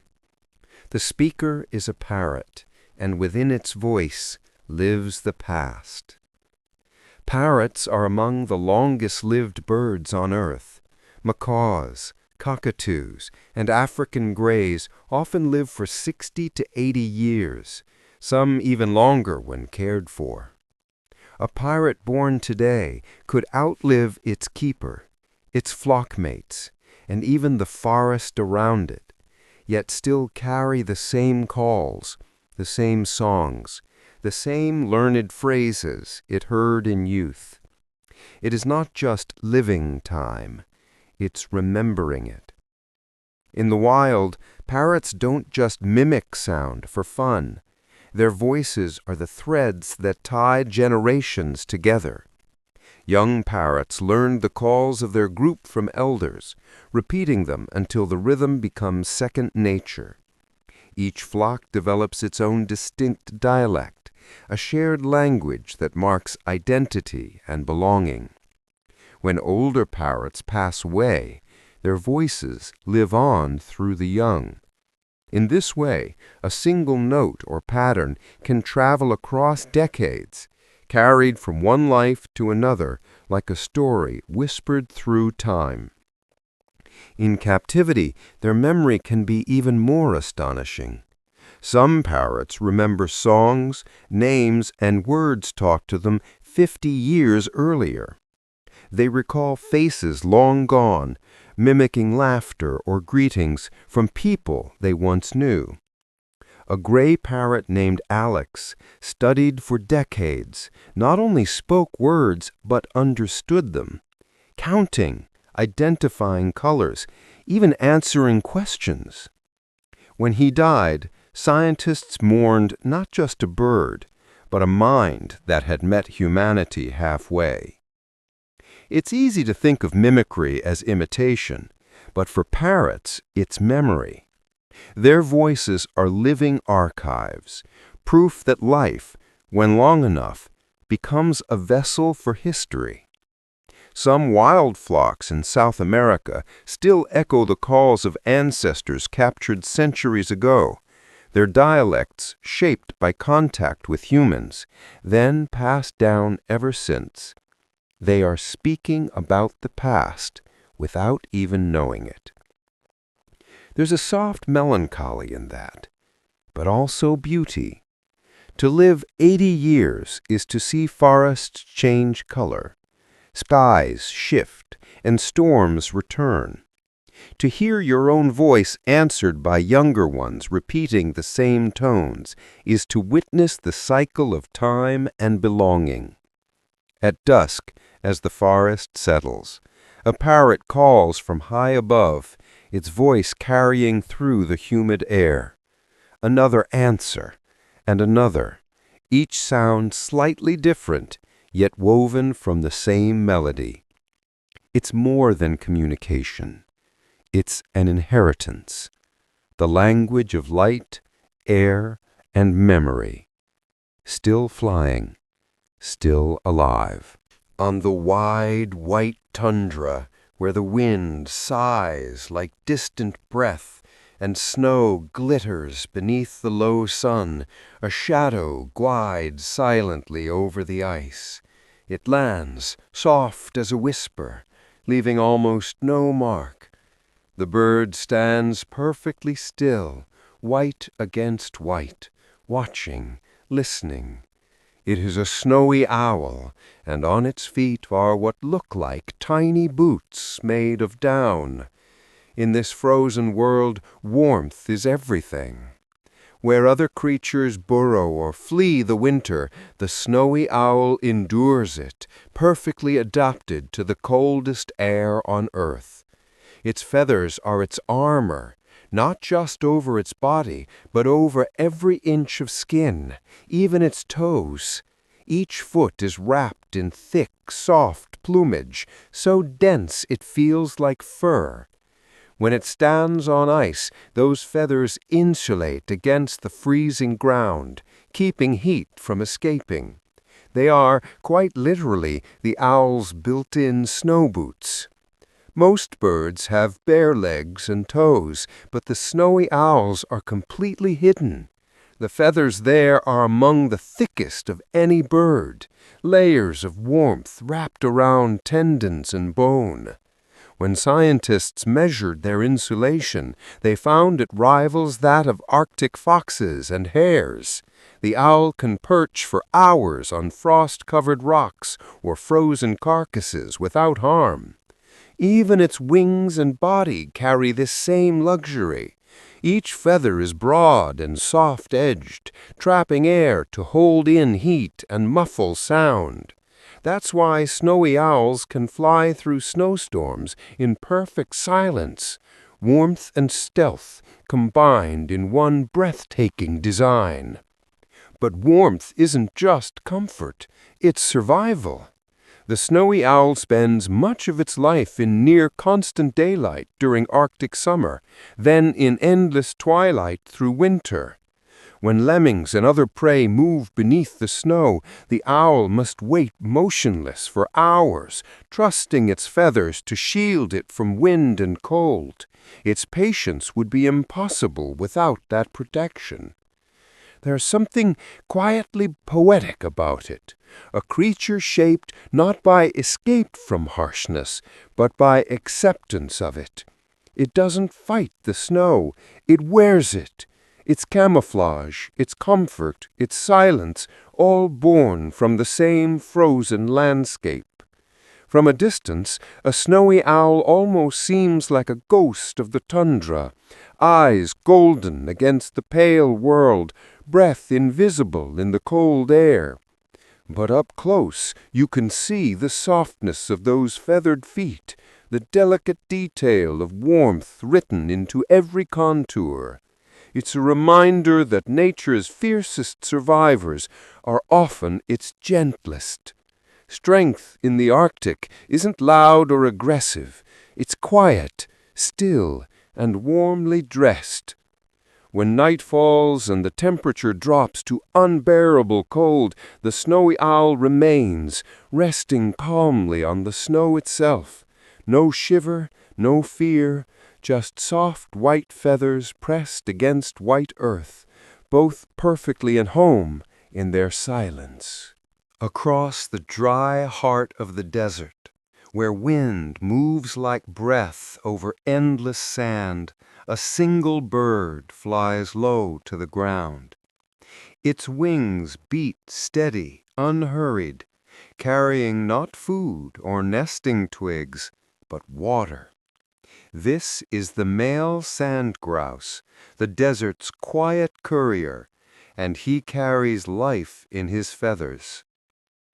The sand grouse lives where water is a rarity, where days are blistering, nights are cold, and survival is a matter of patience and distance. Its chicks hatch far from any pond or spring, soft and thirsty beneath the desert sun. To keep them alive, their father must bring them what they cannot reach.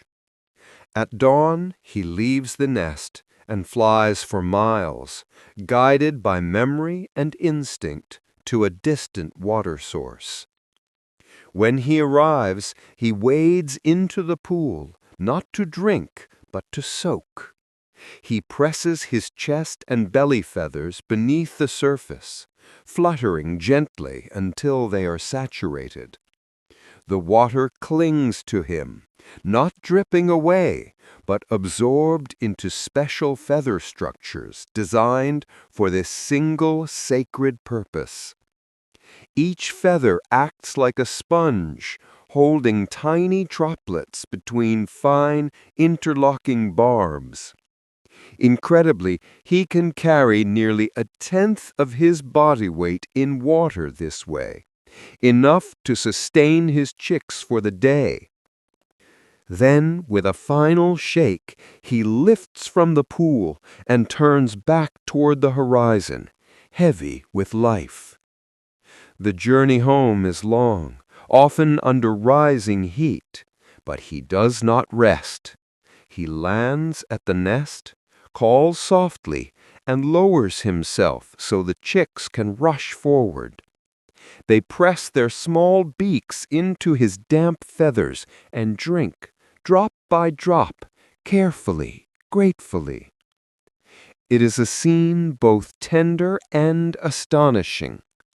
A father made into a living well, his body transformed into the bridge between dryness and survival. When the chicks have finished, he preens briefly, then settles nearby to guard them. Tomorrow he will fly again, another long journey through dust and sun. He will do this every day until the chicks are grown enough to find water themselves. In a landscape that offers almost nothing freely, he gives everything he can. Scientists studying sand grouse have called this adaptation one of nature's quiet masterpieces, a perfect blend of biology and devotion. It's not strength that defines it, but care. Even in the harshest places, life finds ways to be gentle. At dusk, as the desert cools and the wind softens, the sand grouse stands by his family, chest feathers still faintly damp, eyes half closed. Around him, the sand glows gold in the fading light. He has done what few creatures can. carried water across a desert, not for himself, but for those too small to fly. High above a meadow, swallows sweep and curve through the air, fast, graceful, effortless. Their flight is the poetry of motion. But when they perch on wires at dusk, another kind of poetry begins. They sing, soft, rippling, alive with rhythm. And if you listen closely, you might hear something unexpected, the faint echo of another bird's tune, woven inside their own. It seems even the sky's singers take inspiration. Swallows are not known for mimicry like parrots or mockingbirds, yet they are careful listeners. When they share habitats with starlings, bold, noisy birds with complex songs, they sometimes borrow bits of those melodies and reshape them into their own. It isn't mindless imitation, it's refinement. They study the music around them and adjust their own, adding new patterns, new flourishes, new light. To scientists, this behavior shows remarkable adaptability. A swallow's song is partly instinctive, but it also grows through experience. Young males listen to others, both swallows and neighbors of different species, and practice endlessly, blending what they hear into something personal. Those who sing more richly often attract more mates, their voices proof of intelligence and vitality. So, a phrase borrowed from a starling isn't theft, it's evolution through art. Each morning, the air over the fields becomes a shared language. The songs overlap. Starling chatter, swallow trills, sparrow chirps. Yet within the harmony, each voice remains distinct. It's as if the birds understand that beauty expands when it listens. They aren't competing for sound, but building a greater chorus together. One researcher described it as ecological jazz, improvisation shaped by what's near. A swallow might start with its own melody, then insert a note sequence heard earlier that morning, refining it over time until it becomes something entirely new. These variations spread through the flock, small changes that ripple outward like creativity in flight. It's humbling to realize that even birds, creatures we often imagine driven only by instinct, are also students of sound. They learn, adapt, and express individuality through their voices. Their songs are not static, but living, changing with each season, each neighbor, each moment of listening. In that way, the swallow's music isn't just its own. It's a collection of borrowed wisdom, shaped by wind and company. A reminder that even in nature, growth begins by paying attention. At sunset, as they rest on the lines between earth and sky, the swallow's voices melt into the twilight. Tiny notes carrying hints of others, yet arranged with perfect grace. It's the sound of listening turned into art, a gentle truth that echoes beyond feathers, that we all learn by hearing what the world sings before us. At twilight, when the lake turns to glass and the air holds its breath, a single note rises from the mist, long, trembling, and low. It glides across the water like a voice calling through a dream. This is the loon, a bird whose song is not merely heard, but felt. It is the sound of solitude itself. The loon lives on northern lakes where silence is almost sacred. Its feathers gleam black and white like ripples of moonlight, and its eyes glow red in the dim. When it calls, The world seems to expand, every echo traveling across the still surface, mirrored perfectly by the water. The lake doesn't swallow the sound. It carries it, amplifies it, gives it back. That's why a loon's cry feels so vast. It's the sound of both voice and reflection blending into one. Scientists studying its call describe 4 distinct types: a haunting wail used to locate a mate or chick, a tremulous laugh signaling social contact, a short hoot shared between family members, and a sharp yodel, the territorial song of males. Each one carries meaning, and each is shaped by the water itself. Sound travels farther over smooth surfaces, and the loon's home is nature's perfect amplifier. In a calm night, its voice can echo for kilometers, circling the shoreline like a ghost. The loon's anatomy is built for both voice and silence. Its lungs are powerful, allowing long, resonant notes that vibrate across distance. Its bones are heavier than most birds, helping it dive deep and giving its calls a grounded, almost human tone, rich, deep, slightly mournful. The water and air together become part of the song, making each cry feel like it's coming from everywhere at once. To those who live near northern lakes, the sound of a loon has become more than a call. It's a presence. Campers pause, paddlers rest their oars, and the whole world seems to listen.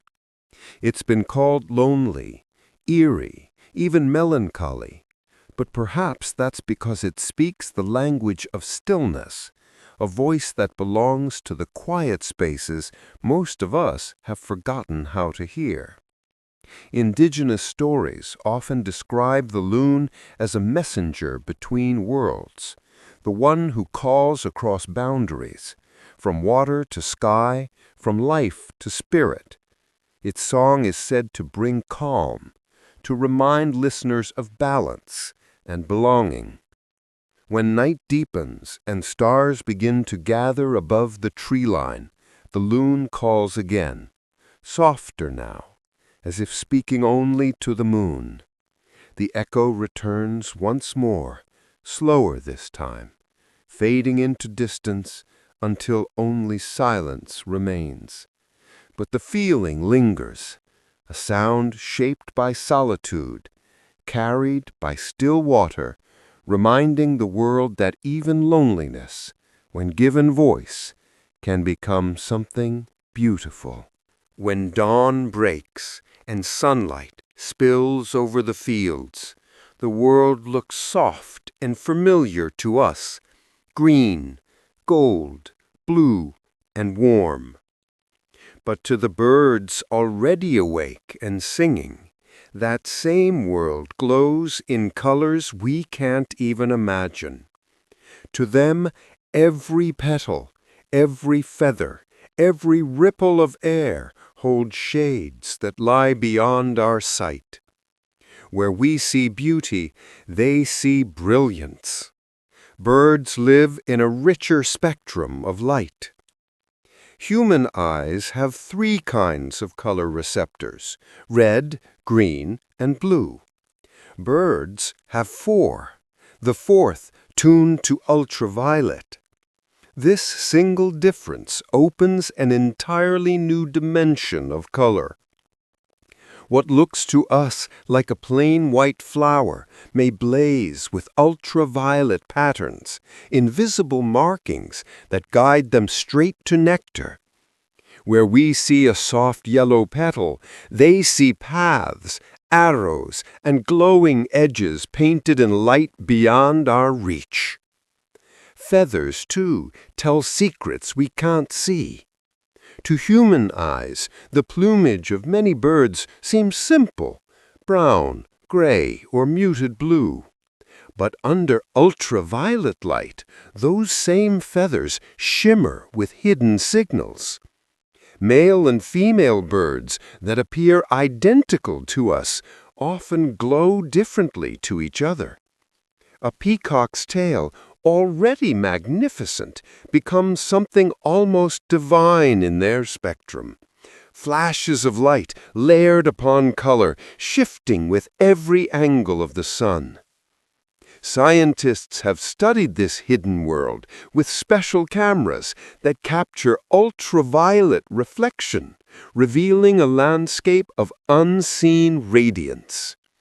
Many species use it as language, silent messages written in light. Some birds mark territory, others attract mates, and some even distinguish close relatives through patterns we will never see.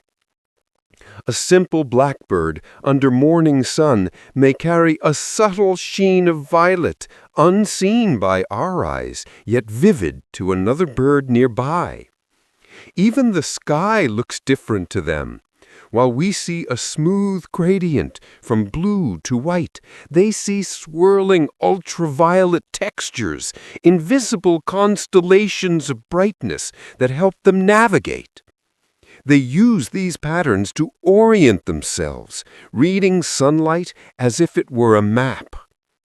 It's humbling to realize how small our vision truly is. The world we know, the one we call colorful, is only a fraction of what exists. Beyond our eyes lies another layer of beauty, constant and silent, waiting to be seen by other lives. When you watch a bird dark between flowers, pausing for a heartbeat on a branch, remember it's moving through a world more luminous than ours, where every leaf hums with hidden color and every breeze carries light we cannot follow. Perhaps that's what makes their song so bright, music shaped by a world we can only dream of, painted in colors made for wings, not words. On the surface of a quiet lake, the moon drifts in silver ripples, and a circle of ducks floats in silence. They rest close together, feathers puffed, heads tucked beneath wings. The water glows faintly around them, the night still except for the soft sound of breathing and the faint, rhythmic dip of the current. It looks like complete peace. But not every duck is fully asleep. Along the edges of the group, a few keep one eye open, literally. Ducks have a remarkable ability that allows them to rest and remain alert at the same time. It's called unihemispheric slow-wave sleep, a pattern where one half of the brain sleeps while the other stays awake. The open eye connects to the alert half, watching the world. The closed eye connects to the dreaming one, resting in safety. The result is perfect balance, half awareness, half surrender. In the center of the group, the inner ducks close both eyes. They sleep deeply, trusting their companions at the perimeter to keep watch. Those at the edges take the lighter rest, one hemisphere awake, scanning for danger from air or shore. If a threat appears, even a faint ripple or shadow, the watchers react first, calling out or stirring the others.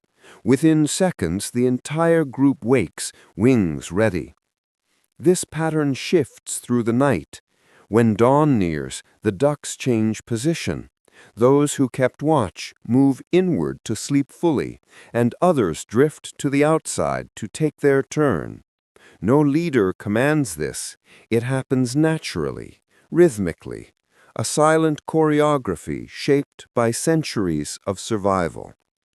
Scientists observing this behavior found that edge ducks open their outer eyes more often, while inner ducks keep theirs closed almost entirely. It's a shared system of rest and vigilance, a living circle of trust. Each bird sleeps knowing that while it dreams, another keeps the world safe. There's something profoundly peaceful in that image, a community floating in moonlight, asleep but aware, each taking turns between rest and responsibility. It's nature's lesson in harmony, that safety is not isolation, but connection. We often imagine sleep as solitude, but for these birds it's shared. Their rest depends on others, their dreams guarded by friends who drift beside them.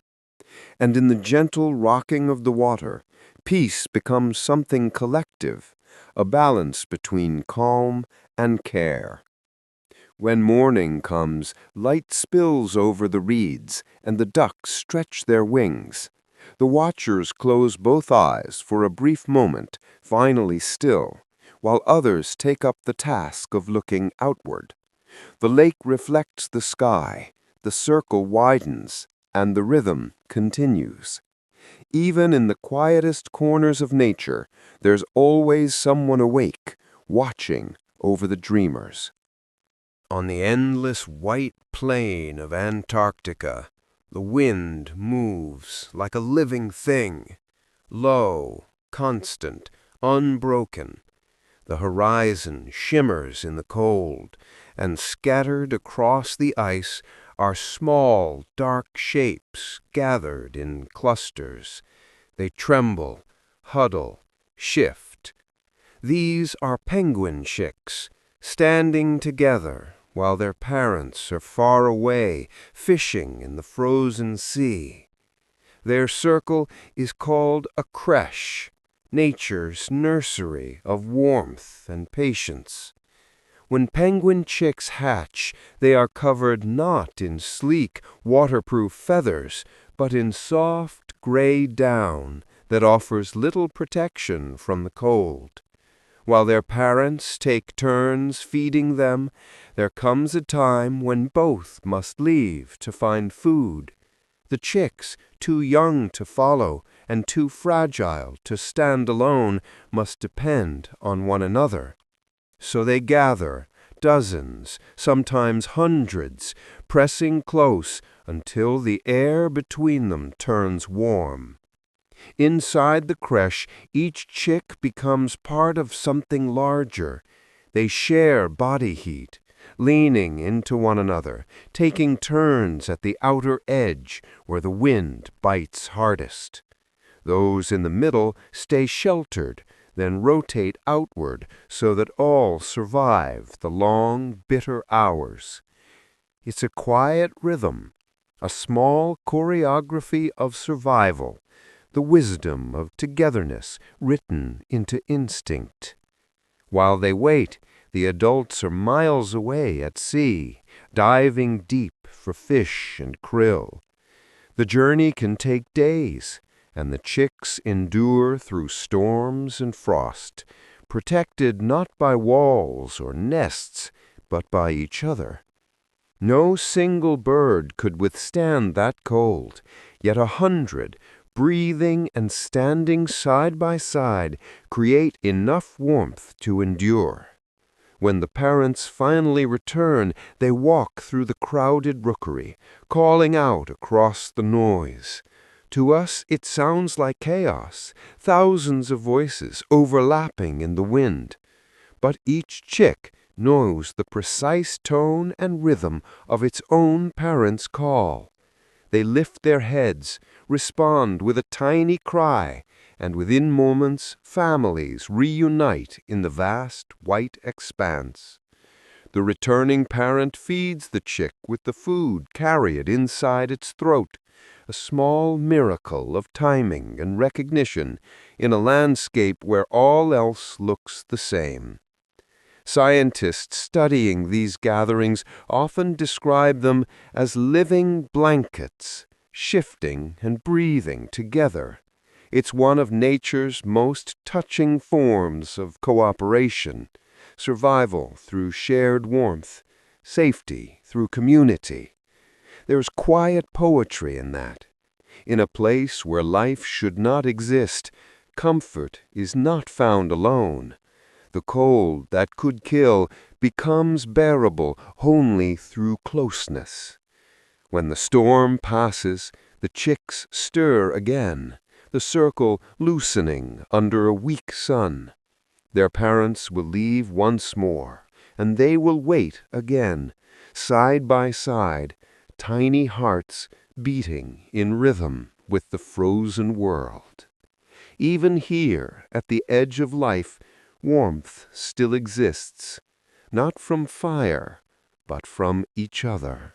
When night settles over the open fields and the air turns still, a voice rises from the fence post, a cascade of notes, familiar yet unplaceable. A whistle here, a trill there, a melody from somewhere else entirely. It sounds like the memory of many mornings stitched into one.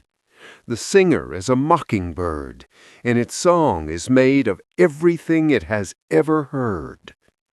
Mockingbirds are among the most gifted vocal mimics in the animal world. Over their lifetimes, they can learn and remember hundreds of distinct sounds. The songs of other birds, the creak of gates, the ring of phones, even the call of frogs or the whistle of wind through wire. Each sound is stored in memory, waiting to be used. When the bird sings, it doesn't simply repeat, it composes. Each tune is a patchwork of borrowed echoes, a personal symphony of remembered voices. Scientists studying their songs have discovered that a single male mockingbird may have a repertoire of more than 200 melodies, each one precise enough to fool the species it mimics. He arranges them in phrases, cycling through them at dawn and dusk, altering pitch and rhythm as he goes. Its performance and memory intertwined, a living archive of sound. To the mockingbird, this isn't mimicry for amusement. It's communication, courtship, and territory. By mastering the songs of others, the male shows his intelligence and stamina, proof of a mind sharp enough to remember, quick enough to create. The more varied his song, the more impressive he appears to potential mates. Each tune is both a love song and a declaration. I have lived. I have listened. I remember everything. But there's something poetic beyond the science, something almost human in the way this bird turns memory into music. Where other creatures carry scent or scars as reminders of experience, the mockingbird carries sound. Each note is a fragment of life stored in feathers and breath. He doesn't simply survive his surroundings. He records them, transforms them, gives them back to the air as something beautiful.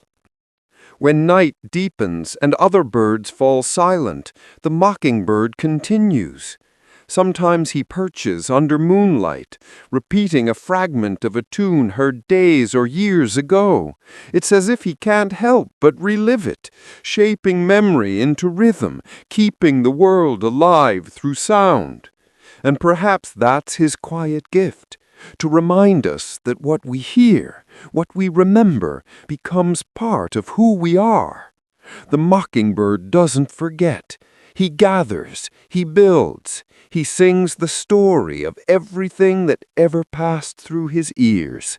And as his song fades into the warm night air, it feels less like noise and more like remembrance, one small life holding the echoes of many.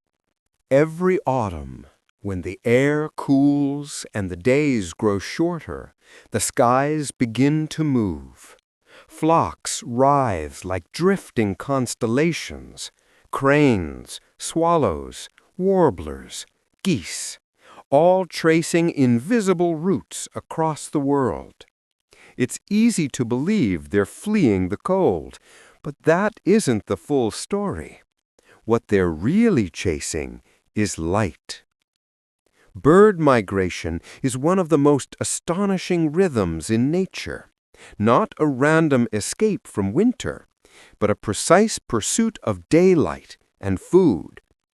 For many species, warmth alone isn't enough. They need hours of sun to see, to hunt, to feed their young. When light fades and insects vanish, seeds harden and rivers freeze, they follow the brightness elsewhere, a journey not away from cold, but toward life. Deep within a bird's body, the length of daylight acts like a clock. As days shorten or lengthen, it triggers changes in hormones that whisper, "It's time to go." Muscles strengthen, fat stores build, feathers molt into sleeker shapes for flight. Then, one morning, without needing a signal from sky or sound, the flock simply lifts, guided by the subtle mathematics of light and season. Their destinations are not chosen by chance. The Arctic tern, for example, follows daylight so precisely that it experiences more sun than any other creature on Earth, migrating from one pole to the other each year. Others, like swallows or sandpipers, time their flight to match insect blooms and tidal cycles, arriving exactly when food is most abundant. They travel not blindly, but in step with the planet's pulse. Even young birds born that same year somehow know when to go, their bodies tuned to an ancient calendar written in sunlight. It's instinct, yes, but also memory, passed down through generations of wings, tracing the same invisible highways through air and time. Some routes are so precise that flocks return to the same field, the same reed bed, the same tree branch every year, guided by a pattern of light that never lies. For scientists, it's a marvel of synchronization, biology and astronomy working together. For poets, it's a metaphor for belonging, that even when we move, we are never lost if we follow what truly sustains us. When the sun rises late and the frost spreads silver across the fields, the last birds take flight, following the sun's arc toward brighter horizons. And when spring returns, they will follow it back again, carried not just by instinct, but by the rhythm of light itself, the steady heartbeat of the world. They are not escaping darkness. They are pursuing life, balance, and time, the endless chase of daylight across an ever-turning earth. When the garden sleeps and the moon lifts softly over the hedges, the world turns silver and still.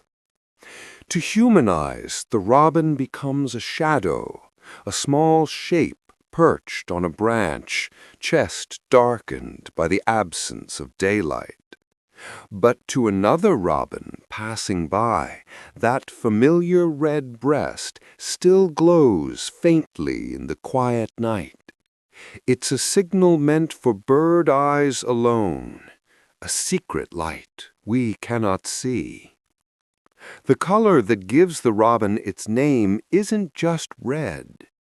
Beneath that fiery hue lies a reflective layer that bounces back ultraviolet light, wavelengths invisible to us, but clear and bright to birds. Even under the moon, that hidden layer captures and scatters pale UV, allowing robins to recognize each other long after sunset. What looks muted and gray to us shimmers faintly in their world, a soft badge of identity.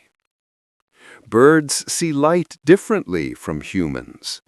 While our eyes carry 3 color receptors, red, green, and blue, theirs carry 4, adding ultraviolet to the spectrum.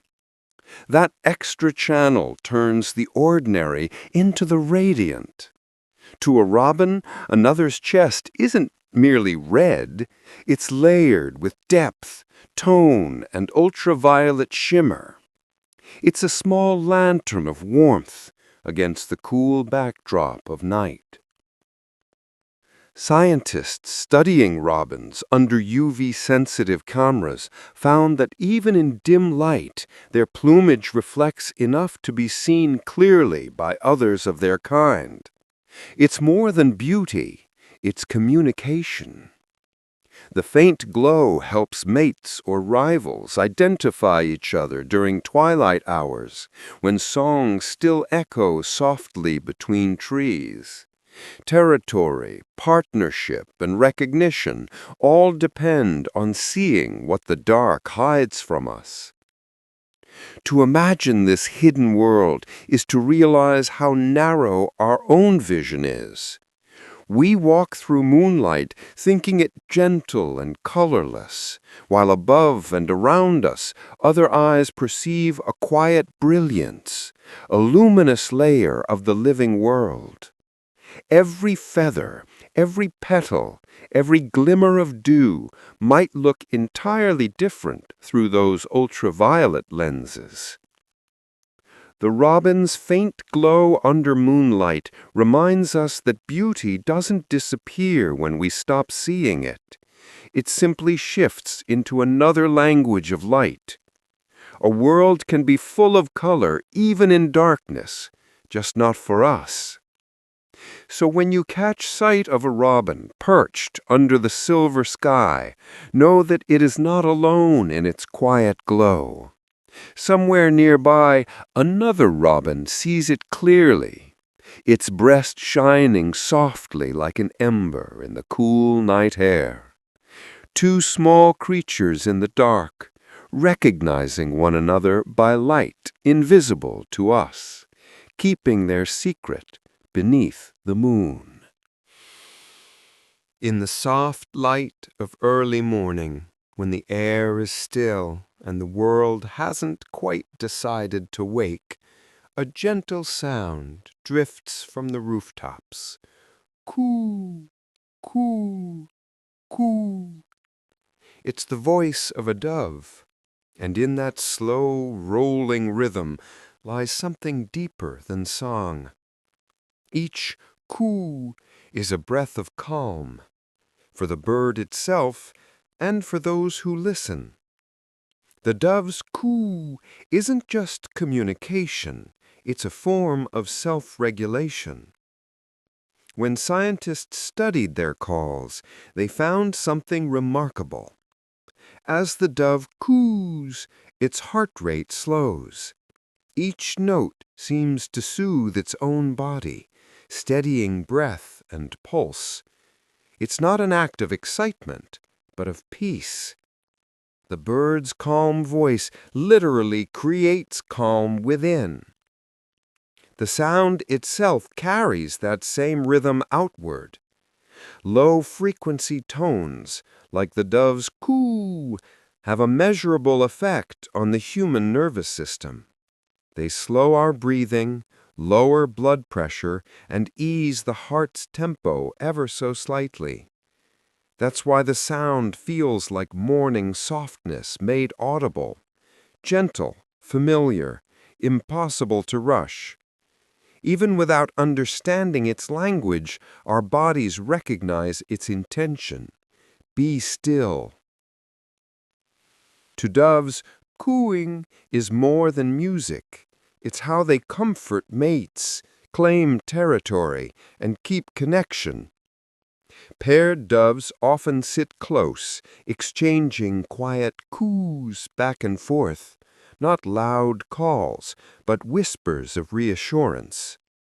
Their bond deepens with these sounds, each one reaffirming presence and peace.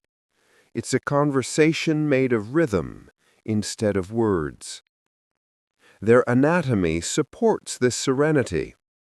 Air passes slowly through their vocal cords, resonating in the chest cavity before leaving the beak. The result is a tone that carries warmth rather than force, a vibration that feels close, not far. Even when many doves coo together, the sound never becomes noise. it layer softly, like ripples overlapping on water. For humans, the dove's voice has symbolized peace for centuries, not only for its meaning, but for its effect. The sound itself resembles breathing, steady, circular, unhurried. It's almost as if the dove reminds us to inhale and exhale more slowly, to find the stillness we forget during the day. In the cool of dusk, when the air begins to dim again, their coos return, slower now, almost drowsy. One bird calls, and another answers, and between them hangs a rhythm older than memory. It isn't quite a song, and it isn't silence. It's the heartbeat of calm, made audible. If you listen long enough, you might feel your own breath matching theirs, deep, steady, quiet. The sound doesn't just pass through the air, it enters you, softening edges, slowing time. The dove coos once more, and somewhere in its chest and yours, the world beats a little more gently. Each spring, as the trees begin to leaf and rivers loosen their ice, a familiar sound breaks the stillness. Cuckoo! Cuckoo! It's the voice of the cuckoo, carried across the air like the chime of a living clock. For centuries, people have marked the seasons by that call, knowing that when the cuckoo returns, the world is warming again. What most don't realize is that the bird's timing is nearly perfect. Year after year it arrives within the same week, guided by nothing we can see. The cuckoo's journey is long. Many species spend the year in Africa, then cross deserts, mountains, and oceans to reach Europe or Asia for breeding. It's a voyage of thousands of miles. Yet every spring, often within days of the same date, they reappear in the same valleys, the same forests, even the same trees. No calendar guides them. Their compass is the earth itself. Inside their small bodies lies a biological clock tuned not to numbers, but to rhythm, the length of daylight, the temperature of air, the invisible tug of magnetic fields. As the seasons shift, these cues awaken something ancient in them, a soft urgency that says, "Go now."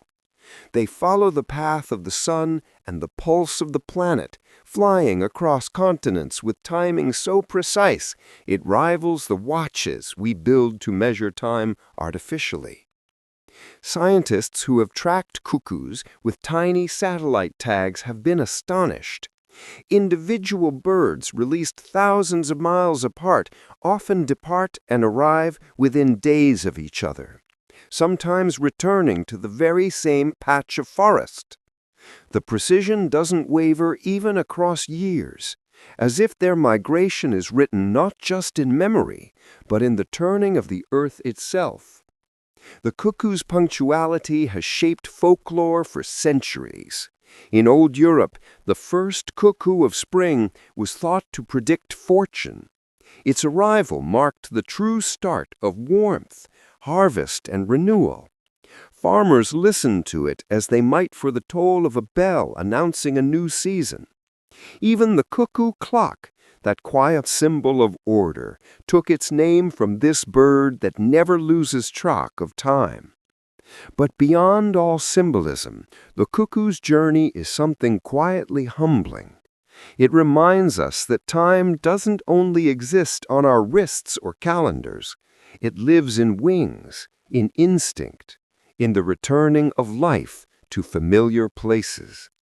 The cuckoo doesn't measure days, it feels them. It trusts light and distance the way we trust routine.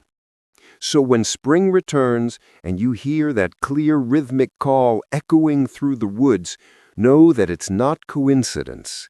It's precision born of nature, the steady heartbeat of migration, returning right on schedule as it has for countless years.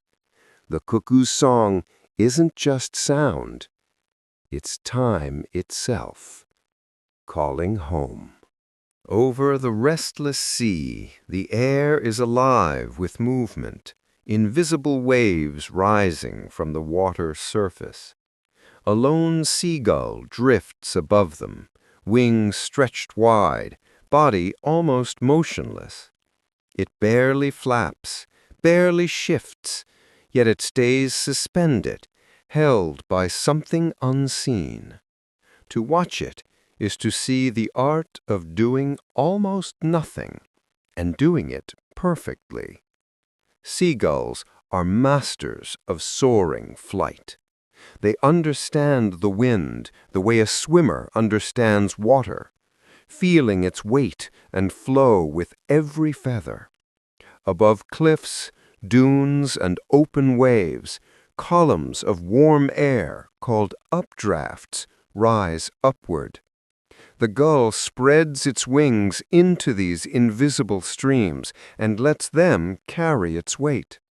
Once caught, it tilts, adjusts a feather here or there, and glides effortlessly, held aloft by physics and patience. Its wings are designed for this quiet skill. Long and narrow, they create lift even at low speeds, allowing the gull to float for hours without tiring. Tiny adjustments, the angle of a primary feather, the curve of a wrist, keep it balanced. It isn't fighting gravity, it's cooperating with it, turning the pull of the earth and the breath of the air into harmony. Scientists who studied birds call this dynamic soaring, a method that lets them travel vast distances with almost no energy. The gull senses the slightest change in pressure and rides it like a wave. It glides up one current, then dips gently to catch another, tracing invisible loops in the sky. To us, it looks like freedom. To the gull, it's understanding, the knowledge of how to rest while moving. When flocks gather near the coast, you can see dozens at once, circling without a sound, white wings glinting against blue. They seem motionless, yet their flight is full of tiny, precise decisions, instinct guided by centuries of adaptation. They waste nothing. Even stillness becomes a form of travel. There's something deeply peaceful in that. The idea that motion doesn't always mean effort, that sometimes balance is found by letting go. The gull doesn't struggle against the wind, it listens to it. It doesn't rush the sky, it waits for the right lift to carry it higher. And so it stays aloft, hour after hour, wings steady against the light. When evening falls, the sea reflects the colors of the sky, silver, rose, then deep blue. The gull drifts slower, gliding toward the waves. It folds its wings at the last moment, landing softly on the water that mirrors the air it once rode. There's no sound, no splash, just the faint ripple of rest. It has flown hundreds of miles without fatigue, powered by nothing but patience and wind. In a world that never stops moving, the seagull's grace reminds us that the greatest strength often comes from stillness and the quiet trust that the air will hold us when we stop trying so hard to fly. In a quiet living room, a song begins to play. Steady beat, soft melody. Before the second measure, a bright green parrot lifts its head, tilts to one side, and begins to dance. Its claws tap the perch in time. Its head bobs, feathers fluff, and eyes gleam with excitement. No one taught it this. It simply hears the rhythm and moves. Parrots are among the few creatures on Earth that respond to music spontaneously. They don't need rewards, cues, or training. When they hear rhythm, they move to it, keeping time as though they were born to do so. Scientists first noticed this behavior after watching viral videos of parrots swaying to pop songs. But the truth runs much deeper than entertainment.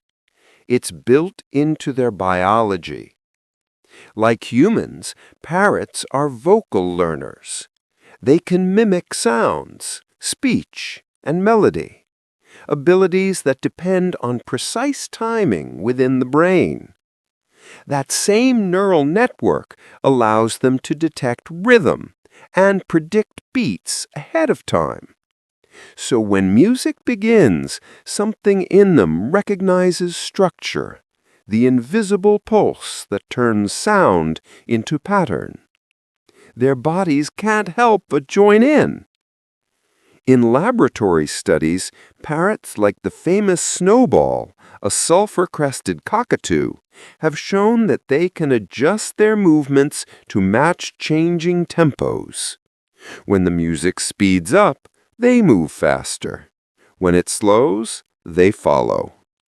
They're not guessing, they're feeling.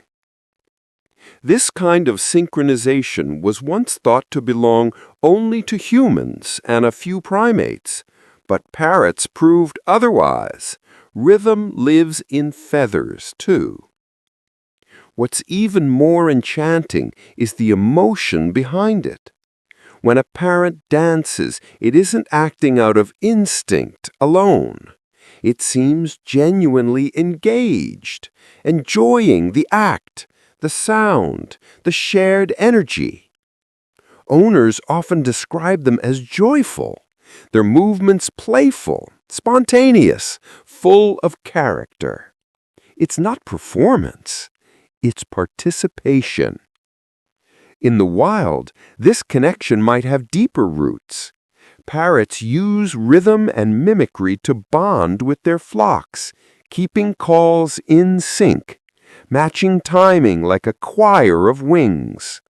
Their social lives depend on coordination, and rhythm may be the heartbeat of that harmony.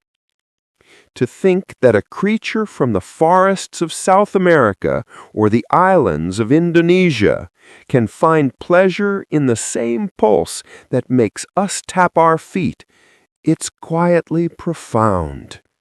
It means that somewhere, deep in the biology of life, rhythm is shared. It's not taught or learned, it's felt. When the song ends, the parrot tilts its head, waiting. Then the next song begins, and once again it sways, freely, joyfully, perfectly in time. A small dancer in a feathered costume, proving that the language of movement belongs not to humans alone, but to the rhythm of the living world itself. In the soft morning shade, the blackbird looks as simple as its name, dark feathers, dark eyes, blending easily with earth and branches. But then a beam of sunlight catches its wing, and suddenly it glows. A shimmer of blue slides across the surface like liquid, deepening to violet before vanishing again. It's there only for a moment, beauty made of light, not color. What we see as black on a blackbird isn't truly black at all. Underneath, each feather hides microscopic layers that bend and reflect light, splitting it into different wavelengths. This phenomenon, called structural iridescence, is the same science behind the colors of peacocks, hummingbirds, and butterfly wings. But in the blackbird, it's quiet, almost secret. Only the right angle reveals it. Only the sun can wake it. Unlike pigments, which absorb certain colors and reflect others, structural colors are built from shape. Tiny ridges and air pockets in the feather's surface act like mirrors and prisms, bouncing light waves back and forth until they interfere with each other. Some wavelengths cancel out, others amplify. The result? A flash of pure, vivid hue that seems to come from nowhere. Move slightly, and it disappears again. Not gone, just hidden from view. In nature, this subtle shimmer has purpose as well as poetry. While peacocks or starlings use bright iridescence for display, blackbirds wear theirs like a whisper, a signal seen clearly only by other birds. To human eyes, they look plain. To one another, they carry glimmers of color that mark age, health, and vitality. It's communication written in wavelengths beyond our grasp. There's something humble yet luminous in that, a reminder that even the simplest creatures are not what they first appear to be. A blackbird in sunlight is not just black, it's a living prism. A moment of light transforms it from shadow into spectrum. Scientists studying feather structures under microscopes often describe them as miniature architecture, delicate layers of keratin and air, shaped precisely enough to play with light. No pigment could ever reproduce that kind of brilliance. Nature's physics turned into art. When evening comes and the light fades again, the shimmer vanishes. The bird returns to quiet darkness, slipping through branches unnoticed. But the potential for radiance remains, waiting, patient, unbothered by whether anyone sees it. Perhaps that's the truest kind of beauty, the kind that doesn't need to be constant or loud or seen by all. It lives quietly within, ready to reveal itself when the world turns just right. And so the blackbird keeps its secret, a hidden sky of blue tucked inside every feather, shining only when the sun remembers to look. High above the fields, a faint sound moves through the air. Not one voice, but many, layered and soft, echoing like breath on wind. A flock of geese glides in perfect V formation, wings beating in rhythm. From below, it looks like silence in motion. But listen closely, and you'll hear something more intimate, the gentle murmuring of friendship. Geese are social creatures in a way that feels almost human. Within their flocks, they form lifelong bonds, pairs, families, and close companions who remain together across seasons. Even during migration, when they travel thousands of miles across shifting skies, they stay near those they know, their voices weaving through the wind to keep each other close. When one goose calls mid-flight, the others answer, not loudly, but softly, a steady stream of sound that keeps the formation synchronized. Each call carries meaning, reassurance, alignment, encouragement. The lead bird feels the hardest wind and tires first. When it falls back, another quietly takes its place. Through sound alone, they share balance, trust, and rhythm. Scientists studying these flocks have found that the calls geese make in flight aren't random. They are specific tones used to coordinate movement and maintain emotional contact, a constant dialogue in the air. You might think of it as conversation through distance, one voice saying, "I'm here," another answering, "I'm with you." Even when fatigue sets in, their steady murmuring helps each bird endure the journey. And when one becomes injured or too tired to continue, it never falls alone. Two companions break formation and glide down with it, staying beside their friend until it recovers or until the end. Then, together, they rejoin another flock. That loyalty is not instinct alone. It's care written into flight itself. The geometry of their travel mirrors that same companionship. In the V shape, each goose flies just behind and slightly above another, catching the lift of air from the wings ahead. This shared energy reduces effort for the group as a whole, a perfect blend of physics and fellowship. They take turns leading and resting, moving as one mind, one breath, one heartbeat stretched across the sky. When they return north in spring, they find the same wetlands, the same lakes, the same companions waiting. Pairs greet each other with low, rhythmic calls, like whispers exchanged after months apart. It's a reunion not in words, but in resonance. At sunset, when a flock passes overhead, their shapes outlined in fading light, listen to that faint honking drift through the distance. It's not just navigation, it's friendship at 3,000 feet, warmth carried across cold wind. The sound fades slowly, leaving the air still and full of meaning. Proof that even in the vastness of the sky, no one truly flies alone. Over the glittering sea, the air hums with salt and wind. A shadow circles high above the waves, silent and steady. Then, without warning, it dives, wings folding, eyes locked, body cutting through sunlight like an arrow. This is the osprey, the fisher of the sky. It plunges toward the water with speed and certainty, talons stretched forward.